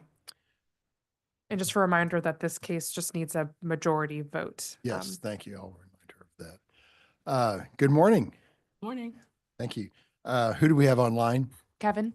Kevin, can you hear and see us? Yes, sir. Great. Please raise your right hand to be sworn. Do you solemnly swear, both of you guys, you too, sorry. Do you solemnly swear or affirm to tell the truth and nothing but the truth in this meeting today? If so, say I do with your name and address. I do. Bria Davis Clemens, property owner, 104 Hall Road. Thank you. Kevin? Kevin Barthol, 37 West, 104 Terrace, Kansas City, Missouri. I could not hear Miss Bria very well, just for the record. Okay, she'll pull that microphone closer. Thank you. Let's see here. It is Bria, right? Yes. Thank you. Bria, there's a list of administrative exhibits labeled 1 to 12 that we need to admit to hear your case today. First of all, do you have any questions on those exhibits? And if not, do we have your permission? No questions, permission granted. Great, thank you so much. One is a presentation by Mr. Tomlin, the gentleman to your left. Connor, please tell us about it. Okay. Oh, wait, hold on. Sorry. We do have only 4 board members here today. We do need a majority vote in your case because it's a special exception. So we need 3 of the 4 of us to approve it. If you wait a week or wait 2 weeks, come back later in the month, you can have 2 negative votes and still have it approved. Do you want us to proceed on with just the 4 board members? Yes, let's proceed today, please. Okay, thank you. Go ahead. Okay, we have docket item 6, CDBZA 2024-134, located at 10435 Warnell Road in an R-7.5 zoning district. The applicant is seeking approval of a special exception to permit a fence height of greater than 4 feet in the street side yard, plus any additional variances. This is the general location of the subject site. This is a closer look at the subject site itself, outlined in yellow. This is the site plan that was submitted. These next few slides are some pictures of the fence in question today.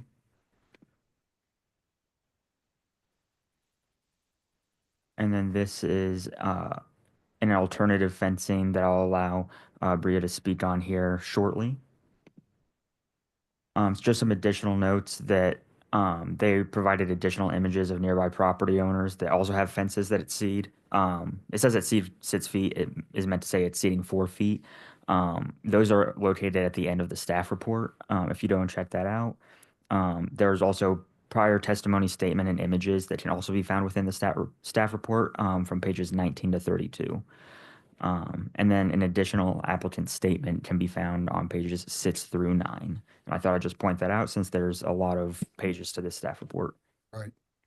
The special exception request is of 2 feet to the maximum height of a fence in the street side yard to permit that fence to be 6 feet on the subject site.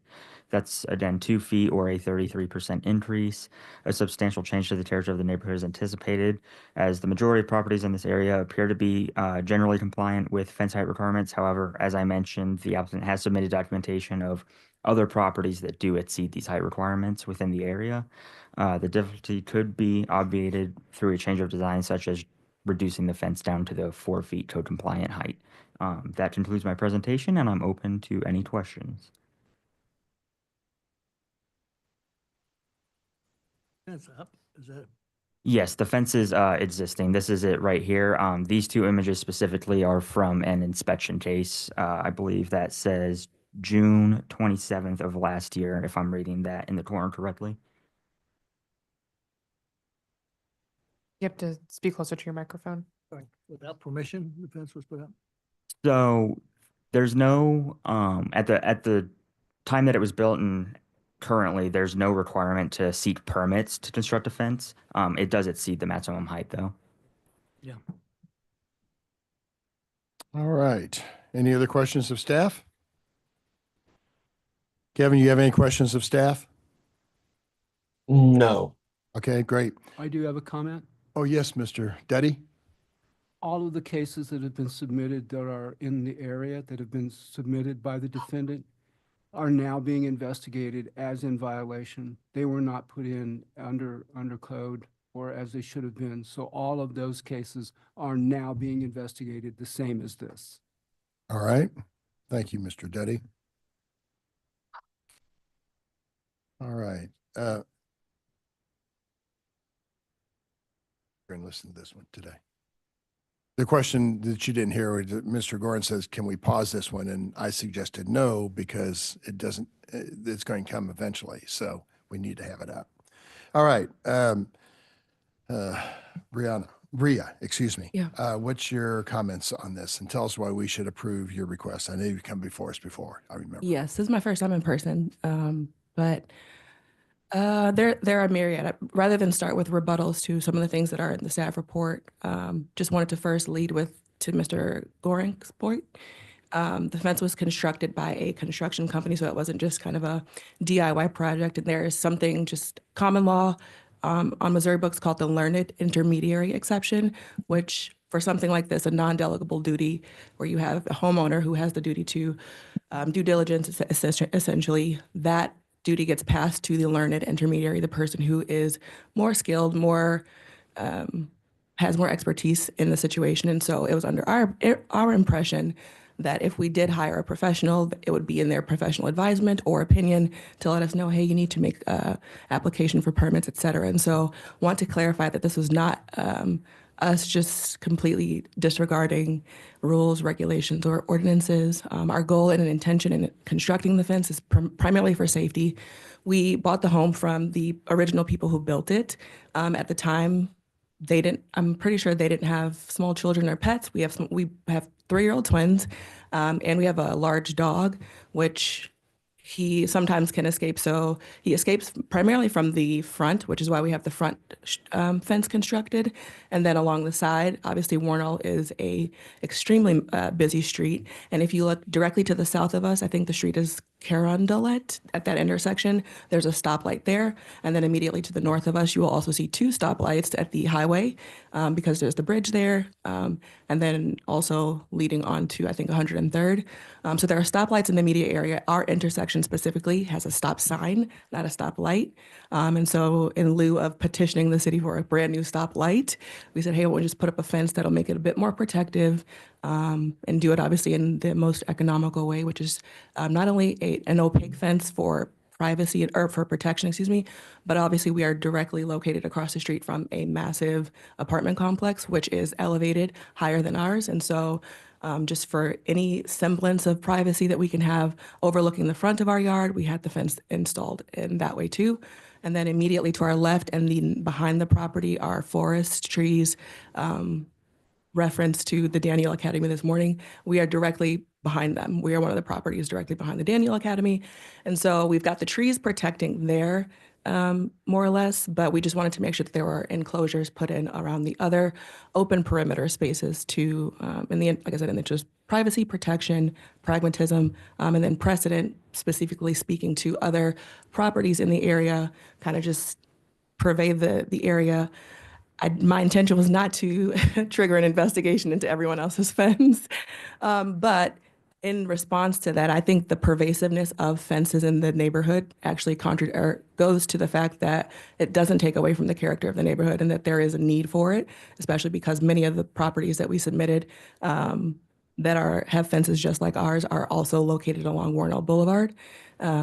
and that are corner lots as well. And so the pervasiveness and proprietary of it, I think actually, even though I submitted those just as evidence, I think that actually strengthens the point that I would make on that end, that it doesn't take away from the character of the neighborhood, that others too see the need for it, and that it does serve the substantial use of protection, privacy, and preventative nature, especially because there is an increasing pedestrian walkway or traffic happening with folks under the bridge, transients. We also have support from our immediate neighbor who submitted so graciously a long affidavit testimony, and their property has been there even longer than ours, and so they're in support of the fence. And we have had no objection from our other immediate neighbor, which would be the apartment complex. They've not said anything negative or contrary to us having the fence up. If anything, they're probably grateful because they're tired of our dog, because they have a dog park he always runs across to. And I think the only objection that we have seen is from Mr. Kevin. And so I think others in the neighborhood either don't object, are silent on it, which I'll take as no news is good news, or directly and affirmatively agree, like our neighbor, to the right of us. All right. Who is the contractor for the fence? The name of the contractor is Wooten, Wooten Landscaping Services. Okay. Are they a Kansas City, Missouri company or? Yes. Okay. And you contracted with them, what, a year ago, 2 years ago? About the time. So I think around June when the initial inspection happened. That was another question, just curiosity I had. I wasn't sure the means. So the inspector who was assigned to the preliminary inspection, his name is Mr. Kevin Blackmore. To the extent that it matters, I'm not a math person, but I did want to mention that the property is located at the bottom of that hill on Warnall. And so to the extent that the fence planks themselves measure 6 feet, yes, but there was no margin made for the fact that the land itself is depressed.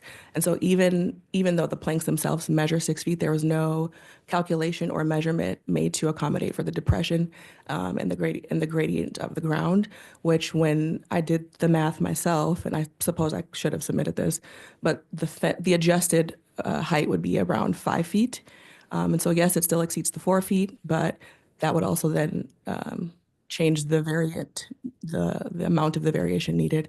If I need to submit actual math for that, show your work, I can do that. I'm happy to do it. But it was just another thought that I had and wanted to ask the methodology used to calculate the fence height. So as far as, and staff correct me if I'm wrong, as far as the code's concerned, it's just cares about the grade at where the fence is at.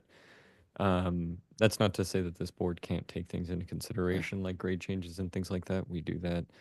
It's kind of what the board is for, is to take into account unique properties of the site. One thing I wanted to ask though, this has been on our docket since October. That's 8 months ago. To be honest, I don't remember all of the details from the first time we heard this case, but I'm just curious, what facts have changed since the last time we've heard it? So primarily just I've had an opportunity, one, to go around the neighborhood to evaluate whether or not there are other fences, so to see whether or not we were truly unique in building the fence that we had. And so I was using the time, one, to do due diligence in that way, and then I was able to submit additional evidence. Also receiving commentary and input from others around the neighborhood. And we had to submit a modified site plan because the one that we had originally uploaded was an incorrect reflection of the property as is with the fence modified. And then on a personal note, our family lives out of the country for approximately 8 months of the year, the months that this was continued. Your partner's a basketball player or Yeah, something? so we live in Japan most of the year. And that actually is another point of why it's important for us to make sure that our home is safe, protected to the extent that it can be while we are away. And so, yes, I had to continue for the sake of I was not in the country, in addition to gathering additional evidence to support. You said you did math on what the approximate height differences between the street level and the top of the fence line. What approximately would that be? It was a little over 5 feet, maybe like 5 feet and maybe a couple centimeters. It could be less, to be honest. I told you I'm not a math person, I'm a lawyer, so that's why I went. I was like, I mean, it looks pretty dang close to me. It looks like maybe 1 or 2 feet. From the sidewalk Yeah, to the yeah, fence. like, Yeah. look. Yeah. Yeah, and I mean, you live on Warnell. yeah, yeah, it's Um, rough. one thing is, you know, for these 6-foot fences, you can't have 6-foot, or the code allows 6-foot fences in the backyard, Mhm. or in the side yard, as long as it's not a street side yard. Correct me if I'm wrong, staff. But the issue here is the street side yard. And I don't know if we had photos of this before, but the front yard, good. You don't have like a fortress in front of your house or anything, which we've seen cases like that. This appears to mostly just be a buffer from that Warnell side. Mhm. And that height difference is pretty, I mean, honestly, walking down that sidewalk, you could still see straight Directly into my yard. Personally, as one member of this board, I think this variance is fine, but that's my comment. Thank you. No, you can't. Kevin, let's hear from you out in the audience. Thank you. I appreciate that. So it was mentioned other fences in the area, and I submitted 4 additional corner lots that are actually in the neighborhood. The properties that she submitted that are now in potential violation are all not current. Those properties are not within the Warnell Pines neighborhood, just for the record. And the inspector, and I know you guys count a lot on staff knowledge, and city resources for clarification and stuff. They identified what's considered across the front of that property as a front yard fence. And when you get down onto 104th Terrace, that fence looks substantially tall across the front. And so from that standpoint, it's like, you know, can we get that down to 4 foot to be in compliance across the front, and maybe work with the side yard and bring it down to a reasonable, maybe even 5 foot to just to be in compliance with the neighborhood. Because right now, if you drive through the neighborhood, the Warnell Pines neighborhood, we are 100% compliant for corner lots, and there are no front yard fences. And my other quick clarification is back to the October 2024 meeting.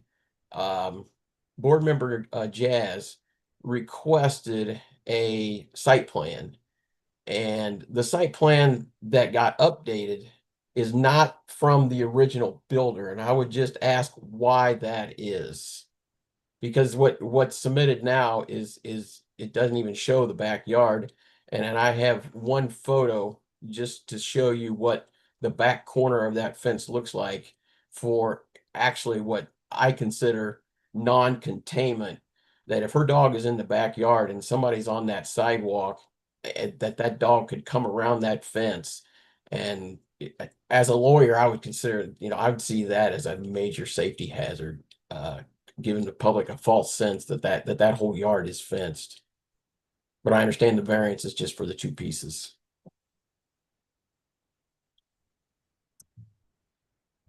So regarding the front yard comment, if the fence is not extending past the front walls of the home, then it's considered in the rear yard, or in this case, the street side yard. It's not, since the fence is not extending past the front walls of the home, there's not a front yard special exception that's needed. I think if I recall correctly, in the first meeting, there was ambiguity as to whether or not there needed to be a variance. Right, and that's why the updated site plan was requested. So there was a bit of confusion on where the exact placement would have been. Right, and this clears it up that we don't need a variance for that front yard, just that side yard. Right, yeah. My understanding based on current submitted documents, it would be the street side yard. Can we review 2710 D and A for the definition? Connor, can you pull up the picture? Yeah, give of me the a site second. plan? Give us a second, Kevin, while we research that. It'll just be a moment or two.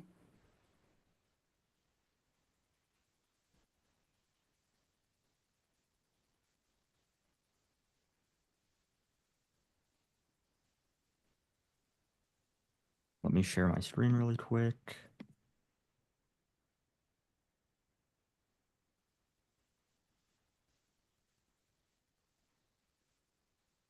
Okay, so right here we have fences and walls on corner lots. No fence or wall in the front or side yard of a residential property may be over 48 inches high. For the purposes of this subsection, side yard is defined as the open space on the same lot with a building used as a residence situated between the side wall of the building or structure and the side property line of the lot nearest the street, and extending through the front yard to the rear yard. For purposes of the subsection, the rear yard is defined as the open space on the same lot with a building used as a residence between the rear line of the building and that line extended, the side property lines of the lot and the rear property line of the lot.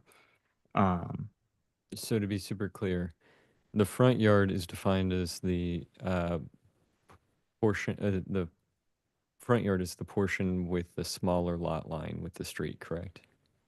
Yes, And so the street- front yard would be anything past this front wall here. Right. If you can see my mouse, of course. And there's no, in this site plan, there's no 6-foot fence in front of the front wall. That would be correct. Right here, you've got your garage here and the front, where the front door would be. At no point, based on this site plan, does the fence extend into the front yard. It's really you're just for clarification, you're saying James Duddy's inspector or whoever did the inspection was wrong in his report and identification? What I'm stating is my interpretation of the zoning code. Okay, then I would ask for, okay. I mean, the inspector does this every day. I would just be curious of, his knowledge level of the difference here. Mr. Duddy, would you like to comment?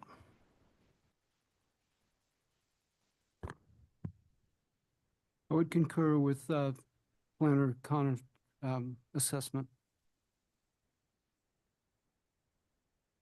So Kevin, if you heard that correctly, Inspector Duddy and Connor, or Mr. Tomlin, agree that the existing fence in the front yard does not exceed the front wall of the house. Hence, that is allowed to be 6 feet. Okay. What's in question, sir, is the side yard along Warnell Road. And that's what's in question really here today. And as one board member, it's built down in that crevice. So if I'm walking along the sidewalk on Warnell Road, you can see right in the backyard. And I'm guessing you can see the pool and the jumpy house or whatever it's called. Yeah, the dog. So, but if it was grade level, if it's even, then I'd have a different opinion. But because of its placement, my opinion is not as dramatic as it could be. And I'd like to further add, in our backyard, we have a tethered anchor that we are mindful of that. And even now, it's even better because the Daniel Academy will have their fence in the back. And so there's extra protection there to the extent that that matters. But we do have the dog tethered in the background with I think maybe it's a 60-foot leash that can go around our backyard, but he can't get from out of the backyard because we were aware of that as well, that there is the gap there in between the trees and the fence and the endpoint. All right, thank you for that testimony.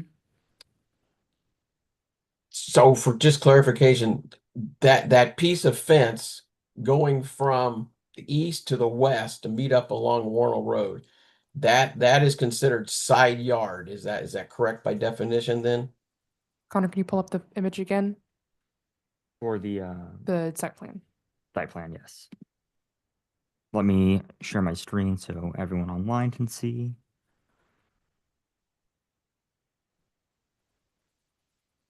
That 46, that number 46 down there at the bottom. So that fence is considered side yard fence as part of a corner lot. And Yes, that can exceed 48 inches as a side yard on a corner lot. no, so that 46 foot and the 116 foot that you see labeled there, those are the street side yard. That's what's in question for the special exception here, both the Okay. 46 foot and the 116. The 30 feet can be 6 feet. Yeah, we're here for the 46 and the 116 feet. The 30 Right. feet is compliant as is. Okay. Yeah, we're talking about that what is it, eastern portion. So the western portion of the 46, that can be reduced down to 48 then and be in compliance. Yes, so the 46 foot and 116 foot measurements would need to be at 48 inches in height to be considered compliant by chapter 27. Okay.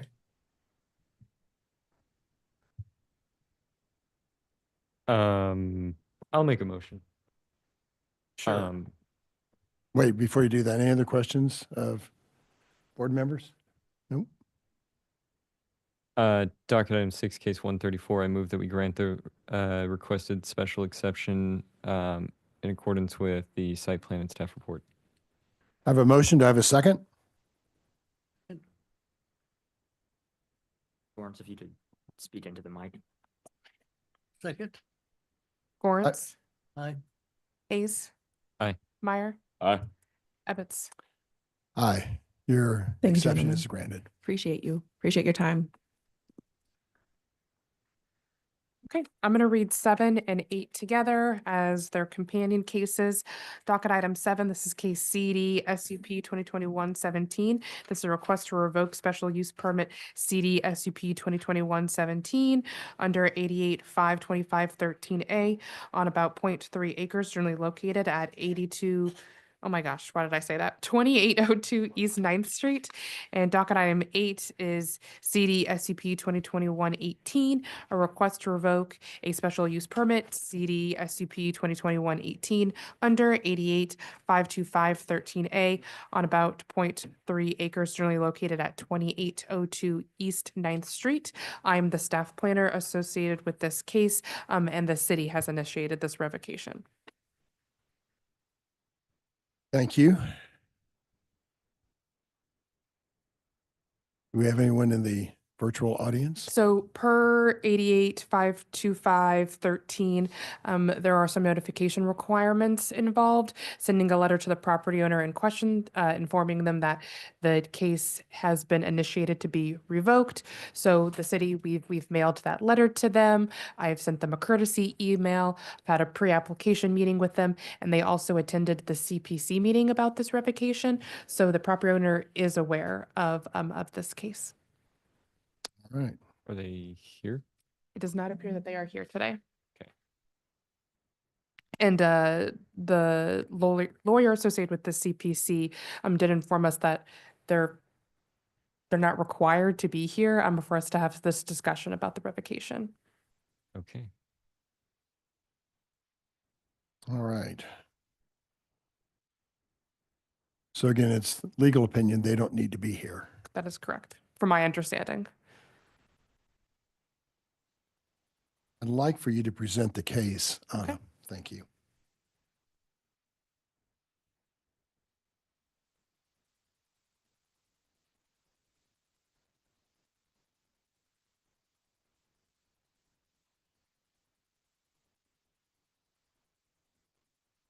Close.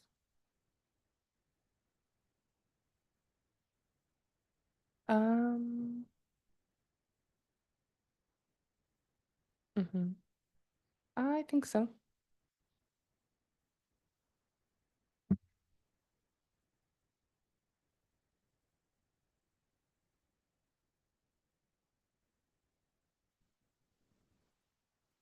I don't think I've ever seen one of these before. We do believe this is the first time. Okay. Trying to do it from this desk, and it does not appear to be working, so I'm going to switch to the other desk.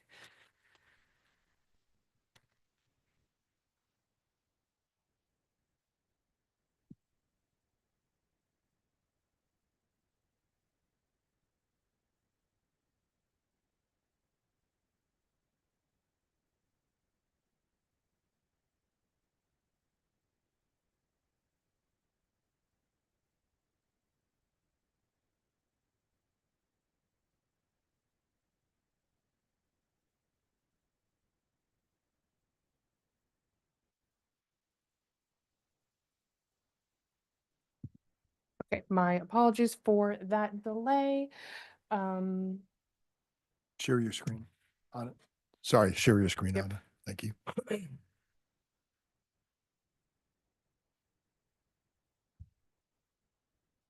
There you go.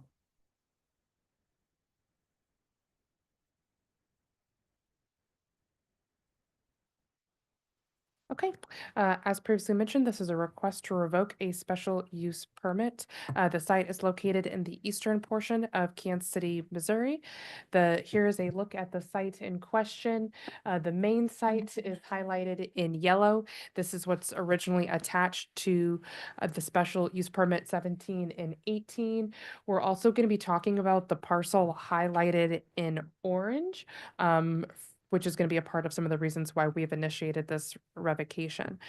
So this is the grounds for why a SUP can be considered for a revocation. It addresses noncompliance with any conditions addressed in the original SUP, a change from the approved use that would result in an impact on the surrounding neighborhood, a violation of the zoning and development code, a violation of any of the code of ordinances within Kansas City, Missouri that pertain to land, construction, or building. And number 5, which is that the use was discontinued, for more than 90 days. This is a snapshot of the special use permit that was approved in 2021. So it's for outdoor vehicle sales and motor vehicle repair. There's the main building highlighted in the center of the L-shaped lot surrounded by parking within the elevation shown of that proposed building in red. So now I'm going to go over why the city has initiated this revocation. First being non-compliance with the original SUP. So this deals with the uses and the site not constructed per the SUP. We're going to be talking about the location of the building, which is not where they have identified it in the SUP, the building materials, the size of the building, no landscaping improvements have been made on the site, and it's unclear if there's compliance with fire, water, or building code conditions attached to the SUP because the building that was eventually constructed on the site was not built with building permits. So we're unsure if it meets any of those conditions. After the SUP was approved, they did contact the planner originally associated with the case and asked them if they could use like a prefab office building instead of constructing the building that was proposed.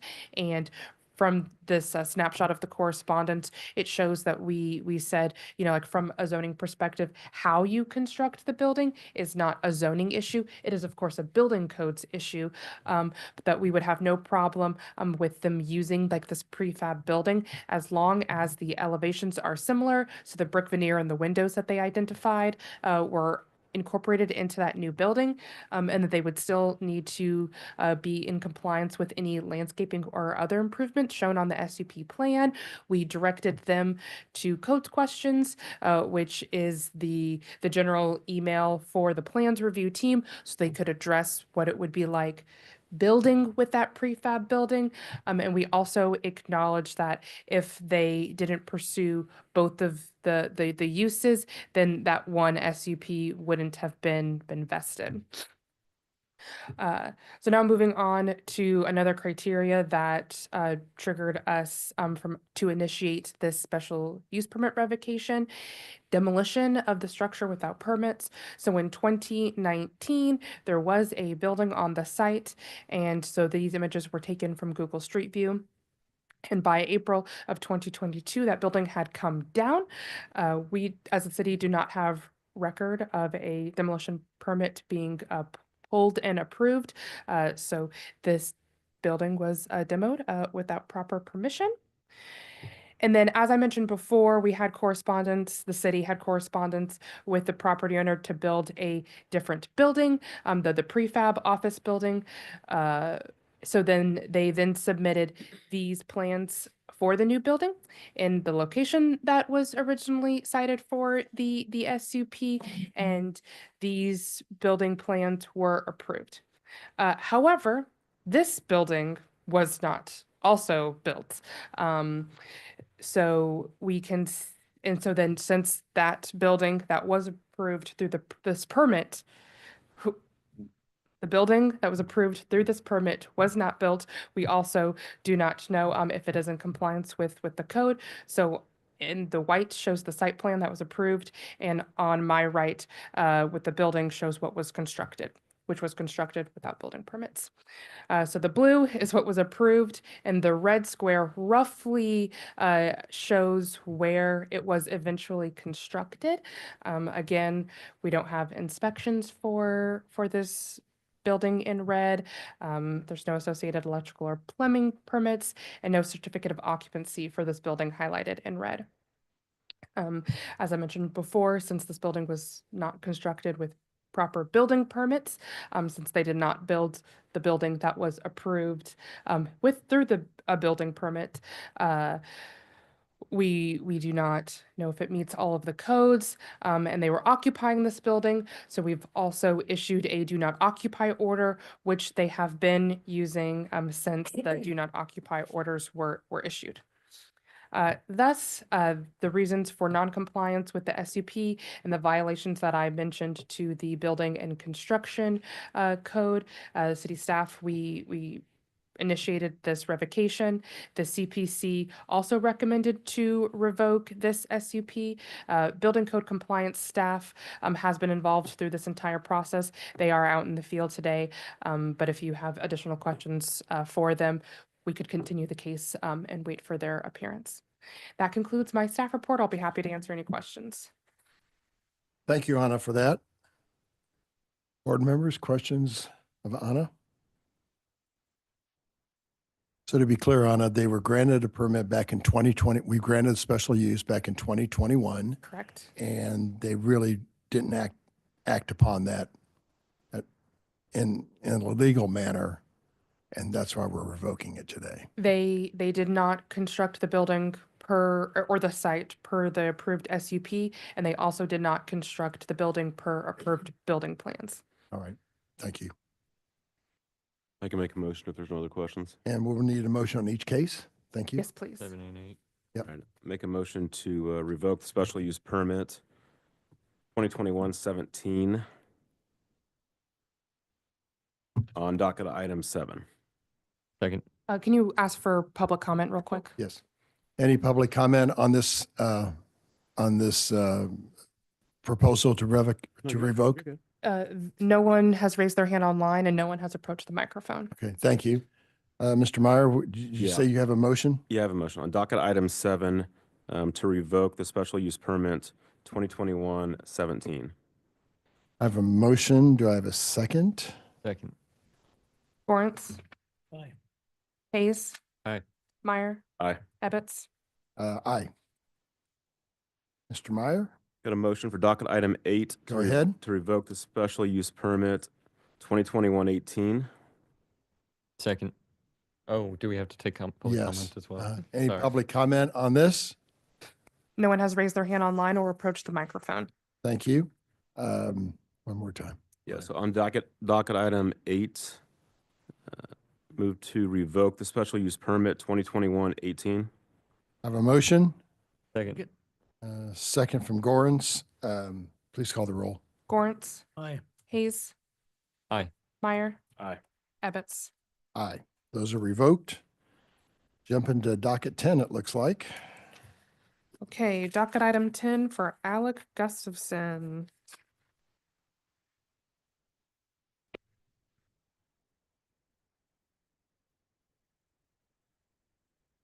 Alec. Oh.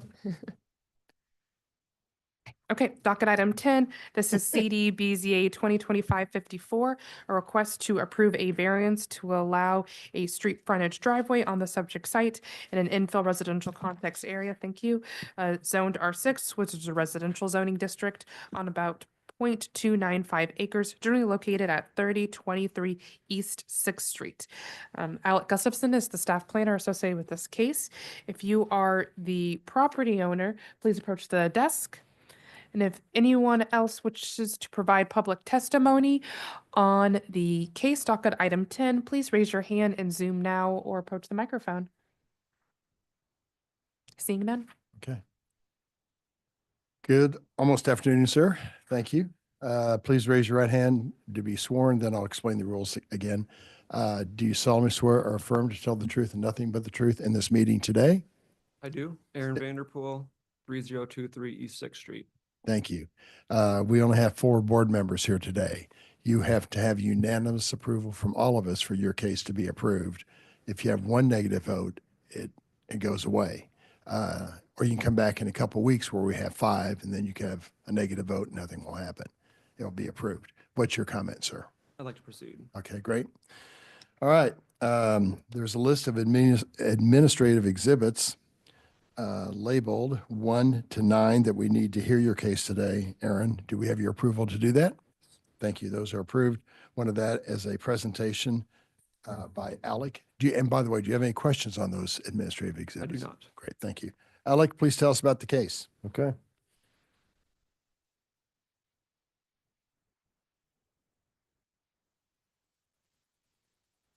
All right, so we have,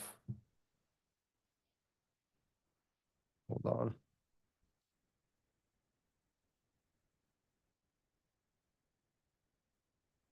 There we go. All right. We have docket item number 10, CD BZA 2025-54 at 3023 East 6th Street in R6 zoning district. It is located east of the downtown loop, just south of Independence Avenue, or Independence Boulevard, my apologies. We have Gladstone Avenue. It's between Gladstone and Benton Boulevard on East 6th Street in an R6 zoning district. Here's a closer view of the site. What we're looking at today is the driveway. So in the infill residential zoning code, you need to have 51% or more of the homes in the context area that have driveways. This slide right here is showing you the infill residential context area. So it's all homes within a 200-foot buffer on the same block face. So you have 1, 2, 3, 4, 5, 6, 7 homes in the context area here. This slide is showing you which homes have driveways and which ones do not have driveways. This is 7 homes in the context area. There are 3 that have driveways. That is a percentage of about 43% that have driveways. Here's just an image of the site. And here is an image of the wall that could be a driveway. This is where the proposed driveway will go, but there is no curb cut currently. So it's really coming about because they're wanting to get a curb cut to allow this to be actually used as a driveway.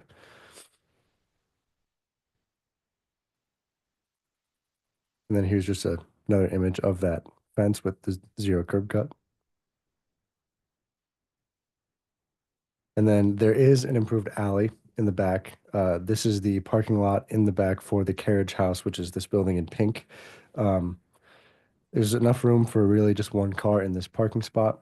But when there's an improved alley, we require that all cars be parked in that approved alley or off of that improved alley, where there would be parking space in the back. So asking for a driveway here is actually ending up being a complete deviation from what the code permits. It pertains to infill residential areas and where driveways or parking areas can be. Here's just another section of the house. This is on the opposite side of the carriage house, on the southeast corner of the lot. You can see that there's a very tall fence that if he were to build a parking lot in the back, which could be done, it would just require a lot of grade change so that it can be on the same level as the alley itself. There is a house directly to the east of it that has pretty much exactly what would be required if you were going to be parking off of the alley. And then here's the plans that were provided. The curb cut being off of East Sixth Street and the parking area going back pretty much right where that fence was or is. You can see the existing carriage house and the parking space in the rear back there as well.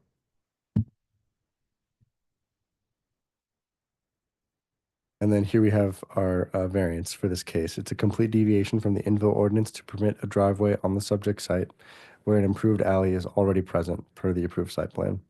A substantial change to the character of the neighborhood would be anticipated due to only about 42% of the other homes in the context area already having driveways. And like I said earlier, it could be obviated by a change of design to put a larger parking pad in the rear. However, it would require some pretty intensive grade change, but the variance still stands as a complete deviation from what's permitted in infill areas. That concludes my staff report. I can answer any questions you guys have. Go ahead. When we're looking at the context area, Mhm. how do we do that math? Because we saw 7 properties on that block face, 3 with, 3 without, and then obviously the 4th without was the subject property. When we calculate that percentage of the 51%, do we include the subject property as well? I believe so. No? No, because it doesn't have a driveway. Right. So, like, we have 3 that do have a driveway. What's the the bottom number of that fraction? Does that include the subject site or does it not include the subject site? It does not include the subject site. But the problem here is that they have an approved alley. And when you have an improved alley, your driveway must come off the alley. Mhm. Okay. So, I mean, even if we don't include the subject site, you're still looking at, if it's just a 50%. 6 lot, you're still looking at 50%. The requirement is 51%. Right. Understood. I just wanted to make sure we were getting Mhm. that math straightened out. But got it. And Alec, can you share your screen? Sorry. Oh, yeah. Thank you. You did share it, but then it went away. Thanks.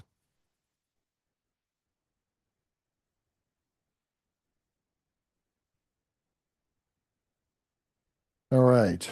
Any other questions of staff? Aaron, why should we grant your request? First of all, thank you for your time and consideration. For me, as Alec excellently pointed out, the carriage house has the primary parking spot. It's a rental property that I have. So I give her the spot to park there for privacy. For me, it's largely about protection of, property, to be able to pull my car and my brother, who's a renter as well, his car off of the street.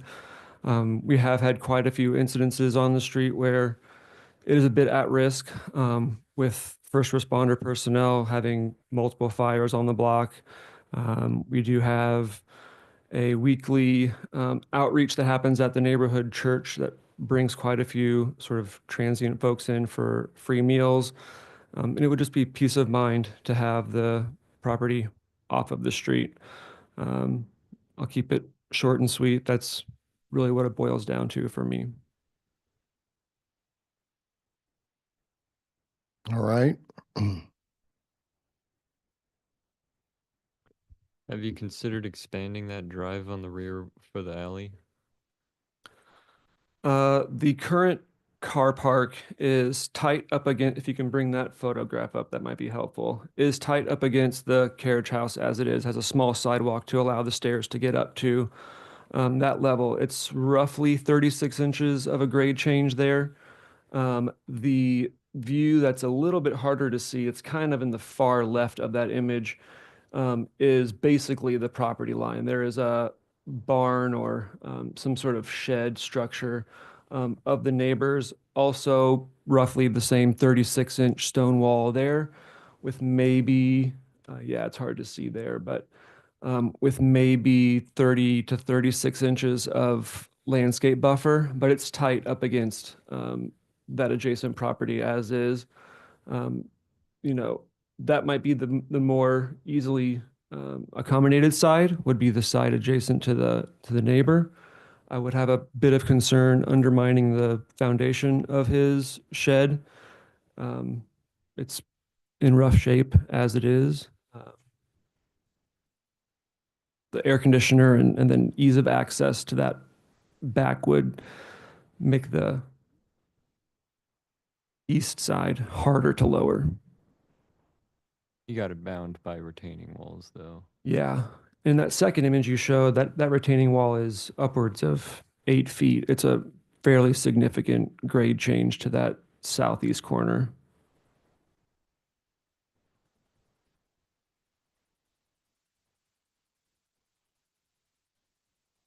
Any neighbor concern, Aaron? No negative that has been shared with me. Are the homes around you, are those rentals? There's a mixture. I would say the home that you're actually standing in the backyard of here, I believe, is part rental, part family occupied. The home to the east of it that you cannot see is actually a halfway house, so it's a rehabilitation kind of a place.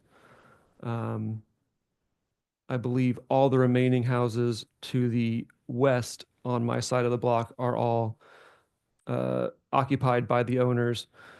With one exception, this satellite's a bit old. That second photo in from Gladstone, second home in, that one exactly, has actually been demolished. It's the property that had 3 fires and eventually had to be removed. So it was a rental. It was a duplex rental, but it's no longer standing.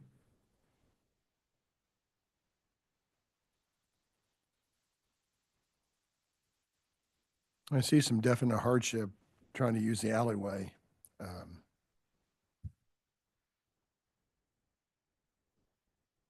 And I also see that some of the neighboring houses are okay for street level input for parking, so.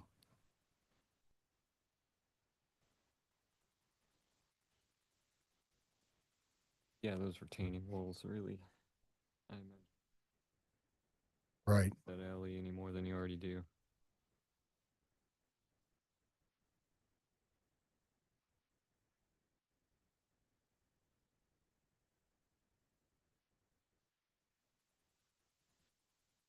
And Aaron, your rental part is the carriage house, right? That's what you Correct. rent out. Yeah, And I you- occupy the white home. It's the primary residence. And then I rent out the pink house, the carriage house. Yes, okay, understood.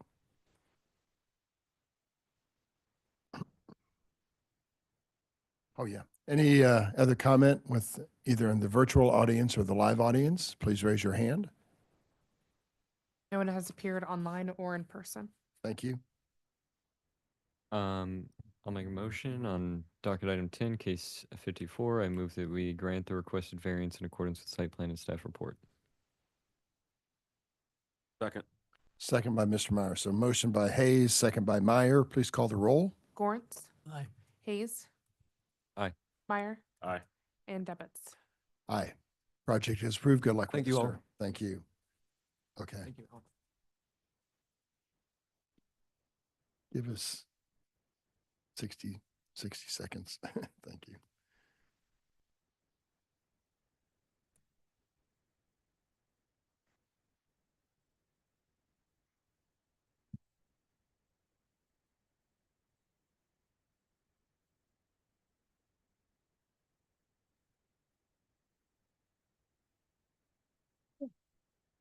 I'm just thinking that was you.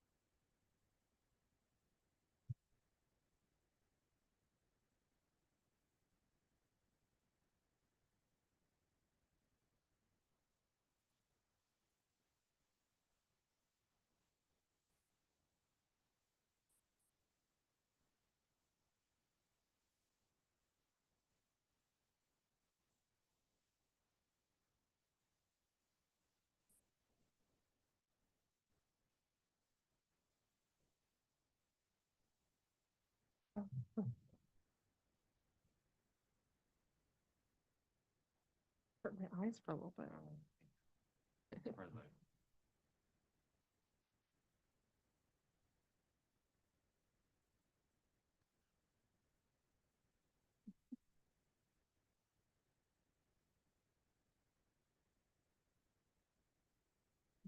It's all charged up.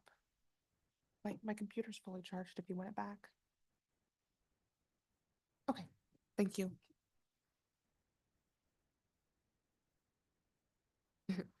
Docket item number 11, this is case CD SCP 2025-15, a request to approve a special use permit for general manufacturing in M1-5, which is an industrial zoning district on about 13.39 acres, generally located south of the Missouri River and Riverfront Park, located at 4950 Stillwell Avenue. Larissa Chomby is the staff planner associated with this case. The applicant team is in the room with us. This is a reminder for anyone who wishes to provide public testimony to please raise their hand on Zoom now or approach the microphone. Seeing none. Okay. Good afternoon now. Welcome to the Board of Zoning Adjustment. Please raise your right hand to be sworn. Do you solemnly swear or affirm to tell the truth and nothing but the truth in this meeting today? If you agree, say I do with your name and address. Let's start with the gentleman. I do. Rodney Wadle, 4333. Thank you, Rodney. I do. Lindsay Liker, 2008 West Mary, Garden City, Kansas. Thank you. I do. Jacob Cunningham, 107 Mayfair Court, Garden City, Kansas. Thank you, Jacob. We only have 4 board members here. You may have heard me say this already. That means you've got to get all 4 of us to agree for your case to go forward. You can come back in a couple weeks. When you have 5, you could have a negative and it would still get approved. What would you like to do? We would like to proceed. Okay, thank you, Jacob. There's a list of administrative exhibits labeled 1 to 9 that we need to admit for your case today. Do you have any questions on those exhibits, and do I have your permission to admit them? Yes, you do. No Great. questions. And one of those is a presentation by Ms. Chambry. Go ahead, Larissa. All right, let me share my screen and we'll get started.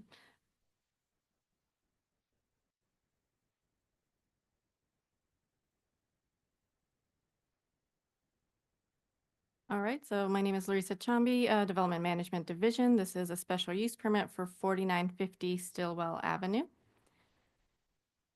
And this is the subject site. It's located in the Riverfront Industrial Area. And then just a closer look at the site, you can see it's just south of Riverfront Park and the Missouri River. And you can see that it's zoned M1-5 and the property next door is M3-5. And then here's taking a look with an eagle eye onto the site. This special use permit is really focused on the building on the west side of the site and the entirety of the west side of the site. Highlighted in red, you can see various pallet piles and mulch piles. That's what this general manufacturing designation is for. The applicant receives the pallets, breaks them down into their components, and then reuses them. If they cannot be reused, then they turn them into mulch. And as you can see, portions of the property are located within the floodplain. And so they've been highlighted on this and on their floodplain plan, which I did not include in this PowerPoint. And then this is the site plan provided from the applicant. They are not proposing any new buildings. So this just shows the building outline and then the various mulch and pallet piles. It also does show the location for the various parking requirements that we have for the city. The applicant is not required to provide new landscaping since they are not building new buildings or increasing their parking lot. However, you can see along Stillwell, they have proposed a line of landscaping to create a sort of buffer from the right-of-way. Here are some views of the existing buildings, and you can see the various mulch piles in the background as well. And then you can see there's a fence. If you can see my mouse, you can see the fence kind of separating that western side of the property.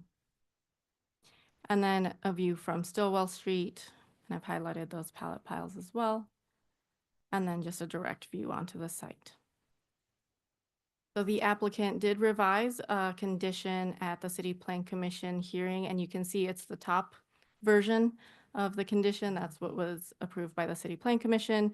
The applicant did continue to work with our Water Services Department and our Plans Review Department and our Fire Department. So we've just added some additional language on the bottom portion of the condition to revise their site plan to show that no storage of pallets or mulch within the floodplain would be provided prior to beginning any woodworking, pallet breakdown, storage of materials, or prior to the issuance of any business licenses. And so that bottom condition is the finalized condition that you would be looking at. And then at the City Plan Commission, they also discussed a couple fire conditions. It's conditions in your packet, conditions 11 and 12. Those are going to remain as they're stated in your packet. And so with that, the City Plan Commission did recommend approval with conditions. Any questions of Larissa? Hey, gentlemen, why should we grant, or ladies and gentlemen, excuse me, why should we grant your request? Who's speaking? We You also did- microphone. We also do a major necessity for the city. We take all the wood waste from the trash disposals to about 3,000 to 4,000 ton a month. It's been for a while here, it's been going to the landfill. And Waste Management wasn't very happy about all the wood that they're getting, and they wanted us to see what was going to happen, but we do recycle for biofuel and mulch. No, we don't throw anything away. We're 100% recyclable. Okay. Thank you. Chair, board members, thank you for your time today. First, want to thank Larissa and the city staff. They've been excellent to work with. The genesis of this request, we had a owner who was also the manager that was bought out in November. And unfortunately, when that management transition occurred, some disgruntled employees that were let go set a fire at this location. And during the follow-up with the fire department, it was discovered that there were several issues with our compliance. And so this is the first step in a series of steps that we need to take to get into zoning compliance. We take the safety not only of our employees, but also the emergency personnel that respond very seriously. And so the conditions that we've been given, we are going to follow through with. Larissa did point out 11 and 12. This is involving a fire sprinkler system. We've worked with Michael Schroeder and a couple other members of the KCFD on some ways that we can reconfigure the use, moving a saw primarily outside of the building that's located at 4950 Stillwell. And by moving that outside, we can avoid having to have that large capital cost. That's important to us because we are a lessee. We don't own the property. And so we've got a couple other steps, but this is the first phase of getting into compliance. So we would obviously ask for your approval today and entertain any questions that you may have. All right. Rodney, how long's the business been down there? That mulch business has been there for 25 years, probably. All right. Doing the same type of recycling that you're, To a little bit. We enhanced it to take more wood waste in. All right. Because I have an outlet for it. And then I also added the pallet business to it. Okay. Thank you. I think it's great what you guys are doing. My biggest concern is what took place before and the impact that had. I mean, it was a massive fire. Do we have a statement from the fire department? Or I do want to clarify. I think there's some confusion. I think this was a very small fire. this wasn't the big one? This is not the one on Nicholson that resulted in an entire structure being destroyed. Okay. Yeah. This was a small fire started, I think maybe there's been two, one by some people that we don't know, but then the one in relation to I thought one of them was pallets and one was mulch, no? the smaller The one was that was mulch. pellets was not ours. Okay, That was okay. a Yeah. totally different Okay. location. Okay. Is KCFD, they're in support as long as, okay. Correct. They are in support. We worked with them to determine if the conditions 11 and 12 would be could be removed or if they needed to remain. And they worked with the applicant to come up with the alternative of having that wood saw outside. I'm just one board member, but that's my only concern. And Larissa, is that the conditions that we're seeing in this staff report? Are those the ones we need to approve if we so judge? Or is there a different? Conditions 11 and 12 are correct, so those aren't changing. The only one that's changing is condition 16, and that's just with the added language that you see here on the screen, highlighted. So, I guess procedural question, if I were to make a motion, how best would I incorporate that new language? You can say and to modify condition 16 Mhm. per city staff's presentation. And this is time limited to 3 years? Correct. Okay. You're good with conditions? Yes. Kind of. Well, Maybe. I think I want to make it clear that conditions 11 and 12, we've had extensive discussions. I'm a little disappointed Michael from KCFD couldn't be here because they were the ones who suggested moving the saw outside to facilitate us continuing to move forward to get into operational and also to avoid having that tremendous capital cost that would be installing a fire sprinkler system. And conditions 11 and 12 do make it clear that they're only required to put in that fire sprinkler if it occurs within the building. And if the storage and the woodworking takes place within that building. And so that's why we're moving forward. We feel like there's a pretty clear language of being able to differentiate. So if they decide to move it back in, then we have this as a safety measure for the city.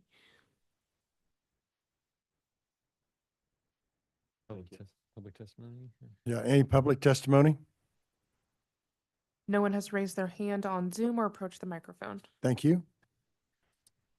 On docket item 11, I move that, docket item 11, case 15, I move that we grant the special use permit in accordance with site plan staff report, the conditions therein, modifying condition number 16 to be worded such that it was in the staff's presentation. Perfect. Second. Second by Mr. Meyer. Gortz. Aye. Hayes. Aye. Meyer. Aye. Ebbets. Aye. Your project is approved. Good luck with it. Thank you. Thank you. Jumping to 13, it looks like. Yep. Docket item 13, this is case CD BZA 2025-65, a request to approve a variance to the infill lot and building standards to permit a two-story house on the subject site, plus any other needed variances in an R6 zoning district, which is a residential zoning district on about 0.07 acres, generally located at 1218 West 21st Street. Stephanie Saldari is the staff planner. And it looks like the applicant is in the room. Nope. Applicant is in the room with us. My apologies. And this is a reminder for anyone else who wishes to provide public testimony to please raise your hand in Zoom now or approach the microphone. Seeing none. All right, please raise your right hand to be sworn. Good afternoon to you. Do you solemnly swear or affirm to tell the truth and nothing but the truth in this meeting today? If you agree, say I do, along with your name and home address. I do. Jamie Lanning, 8800 North Kirkwood Avenue, Kansas City, Missouri, 64154. Thank you, Jamie.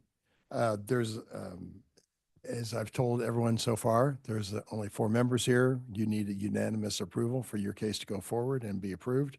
Any negative vote will kill the case. What would you like to do? Proceed. Okay, great. There's a list of administrative exhibits on your case labeled 1 to 9. Do you have any questions on those exhibits? And if not, do I have your approval to admit them? Yes. Great. One is that, part of that is a presentation by Miss Stephanie on your left. Stephanie, tell us all about it. Okay, so we got docket item 13, CDBCA 2025-65, located on 1218 West 21st Street, zone R-6, and the applicant is seeking approval of a variance to the infill lot and building standards to permit a two-story single-family house plus any other needed variances. The subject site is located in the West Side neighborhood. Highlighted in yellow is the site. There was a house there. It has been demolished recently due to it being in disrepair. And this is just a photo of the lot right now. And then really quickly on infill, so this has been effective since January of 2023, applies to any neighborhoods annexed by the city before 1954. And this is just to ensure any new development is consistent with the context of the surrounding area. In context area is all lots within 200 feet of the subject site on the same side of the street. We have two variances today. The first variance is a variance of 30 square feet to the infill lot and building standards to permit a building coverage of 1,530 square feet on the subject site per approved site plan. So this is a 2,000% increase. Per infill standards, buildings can only occupy 50% of the lot area.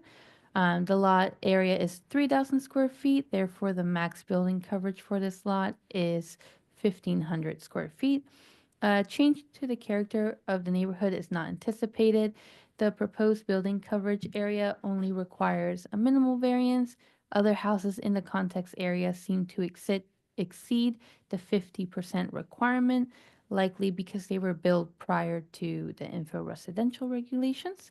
The house could be reduced slightly to meet the 50% building coverage requirement. This is the site plan. So down here is the front of the lot, and this is the alley on the back. I meant to include pictures of that street so you could see the other buildings, but I forgot.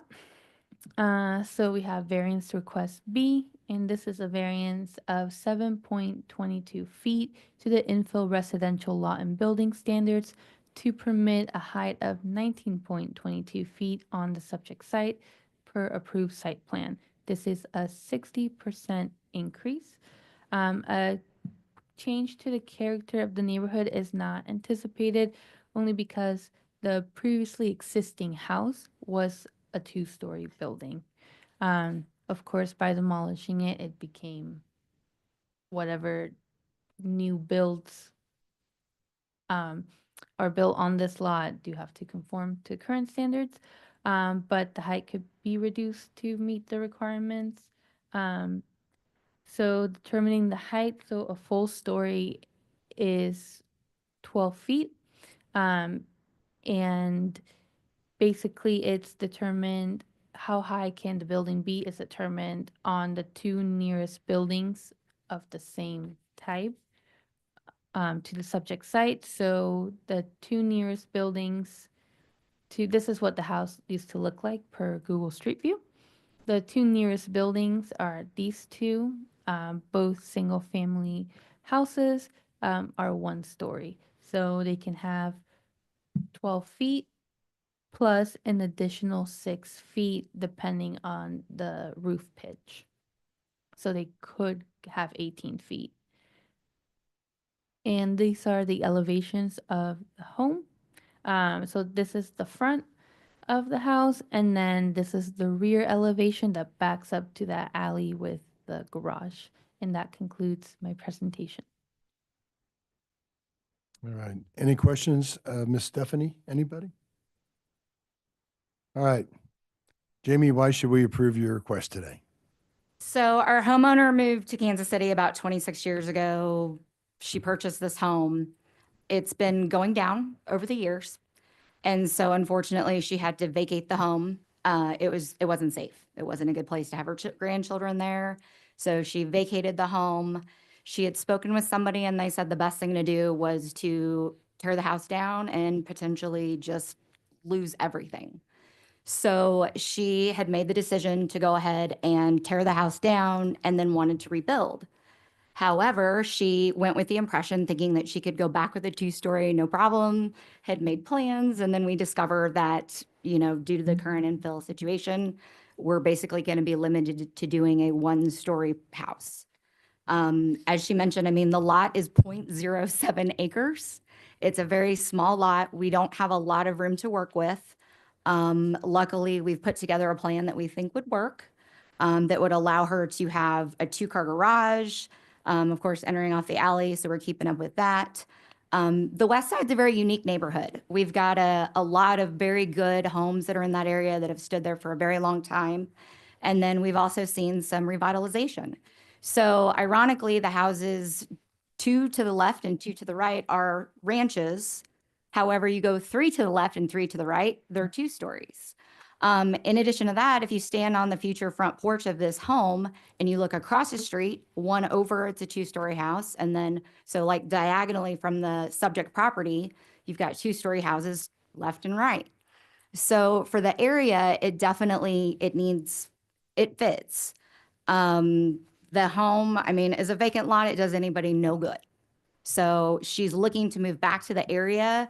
She's been pretty upset that she had to vacate when she did. She has the support of her neighbors. They have a lot of long-term neighbors that still are in that neighborhood. So she kind of just wants to go home.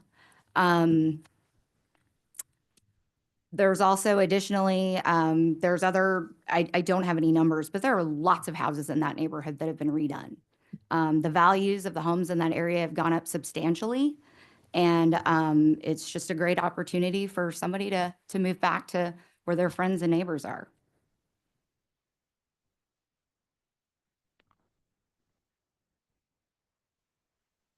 All right, thank you. When did she tear down the house? When was it? I believe it was late last year or maybe summer of last year. Do you happen to know approximately what the height of the structure was before it was demolished? That I do not. I'm assuming it was probably based on the photos from Google Streets and all that. I'm assuming it was very close to what we're proposing.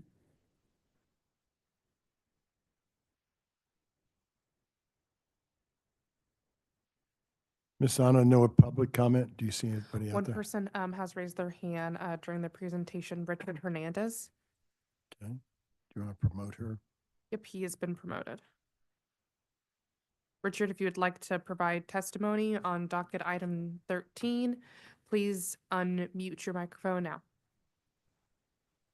I did. Can you hear me? We can, Richard. Do you have a camera? Yeah, I'm looking. Okay. Okay, there you go. Oh, there you are.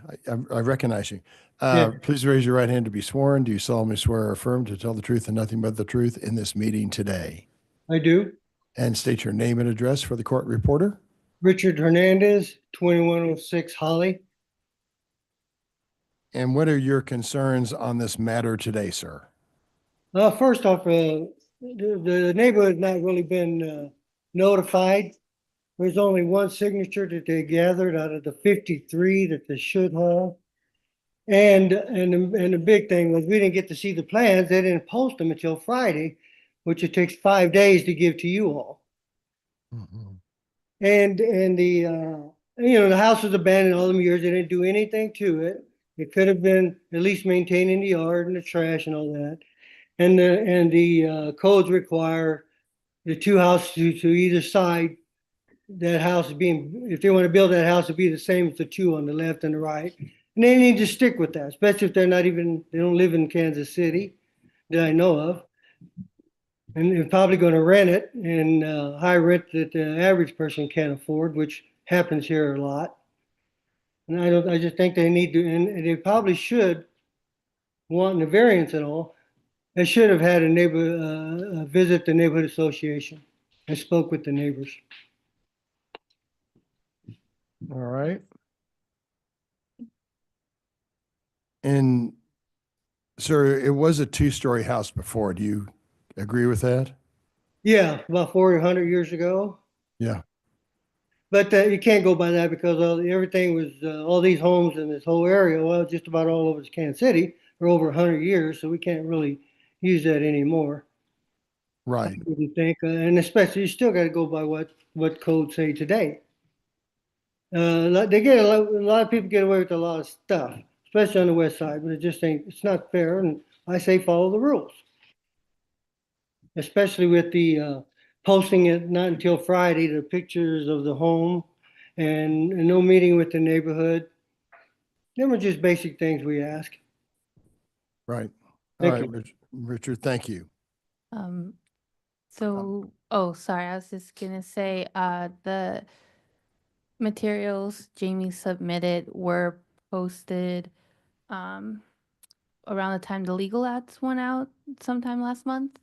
And then she provided an updated site plan and elevations a little later on, um, which were published with my staff report. And then variances do not require the applicant to speak with the neighborhood association. They do require a The- advertisement. though? Yes, which staff sends out. Am I able to speak? Yeah, you please, go ahead, Jamie. The homeowner had to move in with other family members. She is actually local. She's not here 12 months a year. She's retired and has multiple children and grandchildren. So she has, she, like I said, is kind of bouncing between all family members. But her residence of record is in Kansas City. She wants to build this house, and with the future, there's no health issues today, but we all know that what happens as you age in place and get older. So that is one reason why we're looking for, the square footage to be maximized as much as possible, because we want to put in ADA standards so that she can age in place. Additionally, she does plan to inhabit the residence, and she plans to inhabit the residence with her daughter, and then I believe it's 2 grandchildren.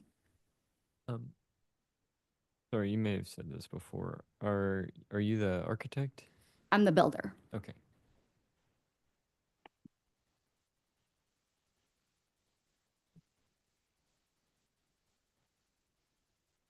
And no comments from the neighbors either side? We've got signatures. They were on the back of our hardship letter. There's I believe, Flores. One signature, I guess, yeah, they're all in the same home. just 2 people, yeah.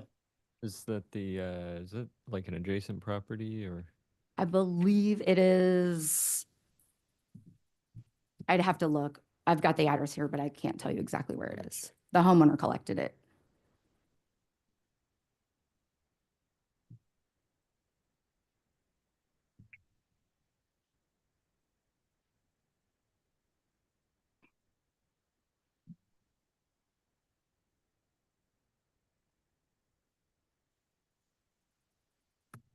All right.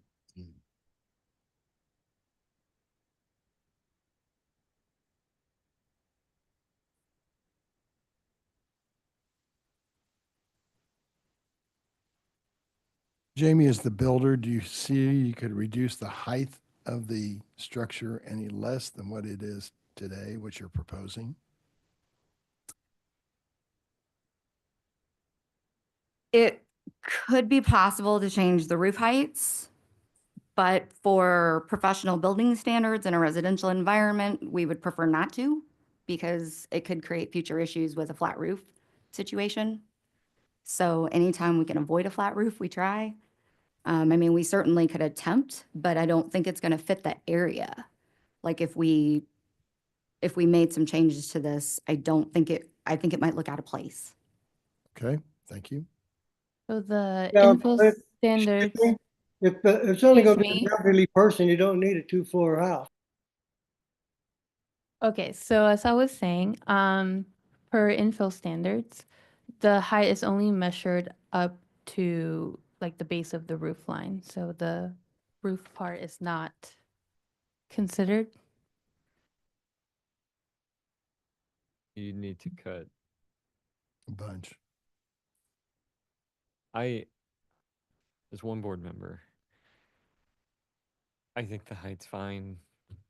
It used to be a 2-story building before it was torn down. I don't think that there's much value in forcing them to make it come down to a one-story building.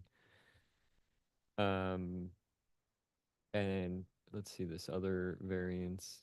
That's minor. Yeah, it's very small variance. Yeah. And Mr. Hayes, I kind of agree with you. There's homes either side, not directly next door, but 2 doors down that are 2-story houses. There's 2-story houses across the street. So it's not like she's building a 2-story house in a sea of ranches or 1-stories. So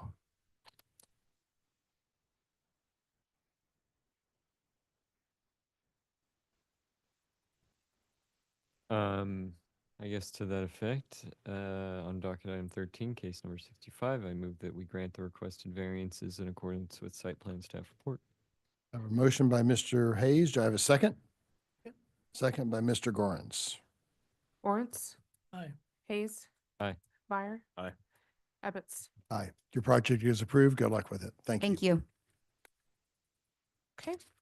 Final item, docket item 14, CD SUP 2025-17, a request to approve a special use permit in District B3-3, which is a commercial zoning district on about 1 acre, generally located at the northwest corner of North Congress Avenue and Northwest Old Tiffany Springs Road, reapproving a previously approved special use permit for a fuel station and a convenience store. The applicant is online and I am promoting them. Can you stop sharing your screen real quick, Matthew?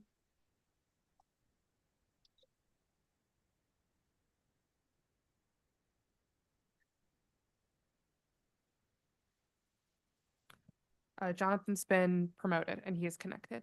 Great. Mr. Phillips? Yes. Okay, great. I need to swear you in. Please raise your right hand to be sworn. Do you solemnly swear or affirm to tell the truth and nothing but the truth in this meeting today? I do. Jonathan Phillips with Davidson Architecture and Engineering at 4301 Indian Creek Parkway, Overland Park, Kansas 66207. Perfect. And sir, there's we only have 4 board members here today, and you would have to have unanimous support from all 4 for your special use permit to continue. You can wait for 2 weeks and come back when there's 5 members and have more chances. What would you like to do? Understood. Please proceed. All right, thank you. As part of your case today, there's a list of administrative exhibits labeled 1 to 9 that we need to admit to hear your case today. Do you have any questions on those exhibits, and do we have your permission to admit those? No questions. Approved. Great, thank you. Part of that is a presentation by Mr. Barnes, who I've not seen in a while. Matthew, good Yes. afternoon to you. Tell us about the case. Good afternoon. Yeah, it's been about a year since I've been in front of you guys, so let me share my screen here. Give me 1 second.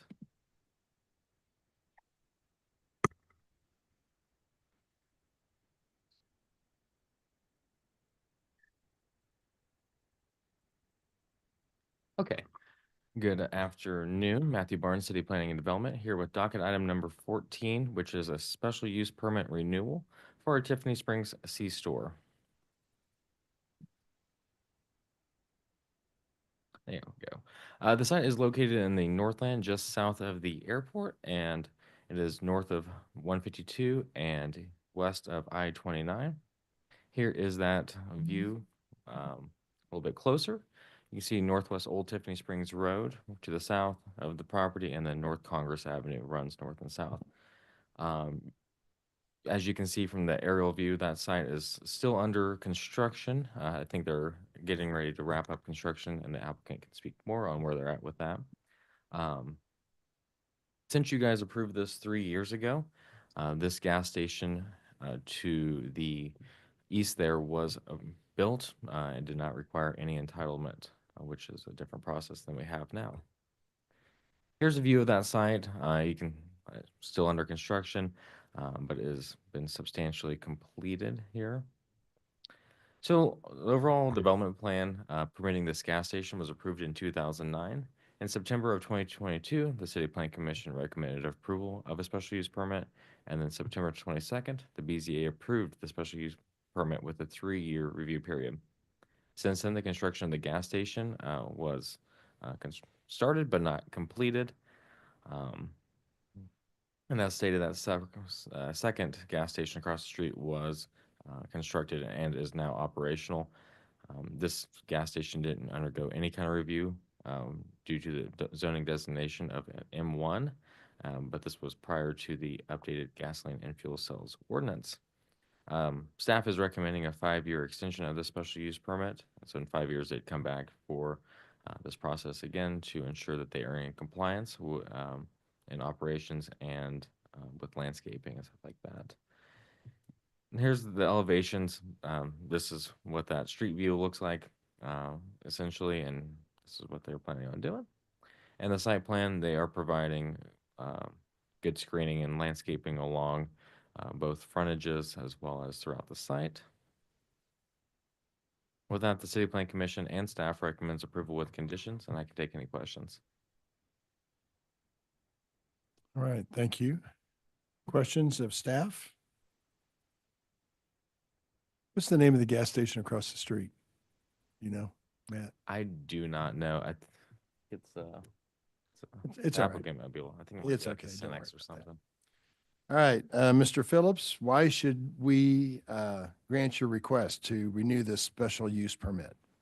Yeah, thank you for your time. I think Ms. Barnes did a wonderful job explaining our project. As mentioned, this is a renewal for special use permit. My client, Mr. Shaw, and I would greatly appreciate your approval so that when construction is completed in the coming months, they can open and operate at full capacity. There has been a small delay during the construction process with just some logistical items and financing, but everything is in order and they are planning on or scheduled to complete everything within the next couple of months. But happy to answer any questions if there are any others. Why did it take so long to bring this from 22 to 25? From a construction standpoint, Yes, sir. again, there were a couple of financial hiccups, and just in the last couple of months, there was a short delay with getting power to the site with Evergy and the scheduling of that from one of the contractor sides. But everything's in order on that, and they are progressing on site today. Okay. Board members, any other questions or comments? Any other questions or comments on the special use permit renewal?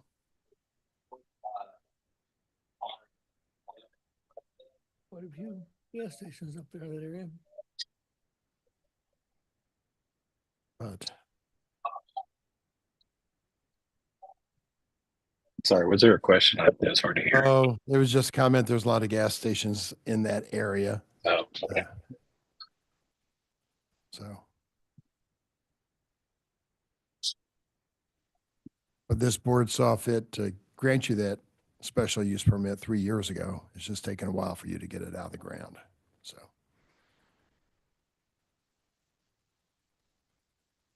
Public comment? Oh, yeah. Any other public comment? Anna, do you see anyone out in the virtual audience? No one else remains online and no one has approached the microphone. Thank you. I'll go ahead. On docket item 14, case number 17, I move that we grant the requested special use permit in accordance with site plan staff report and the conditions therein. We have a motion. Do I have a second? Second. Second from Mr. Meyer. Gorntz,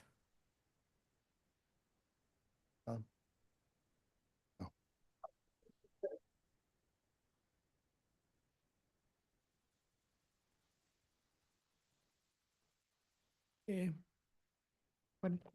Yes. Hayes, Aye. Meyer, Aye. Ebbets. Aye. Your project is renewed, sir, for another 5 years. Thank you.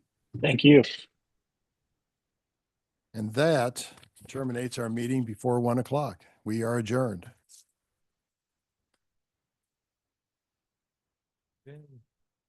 Thank you.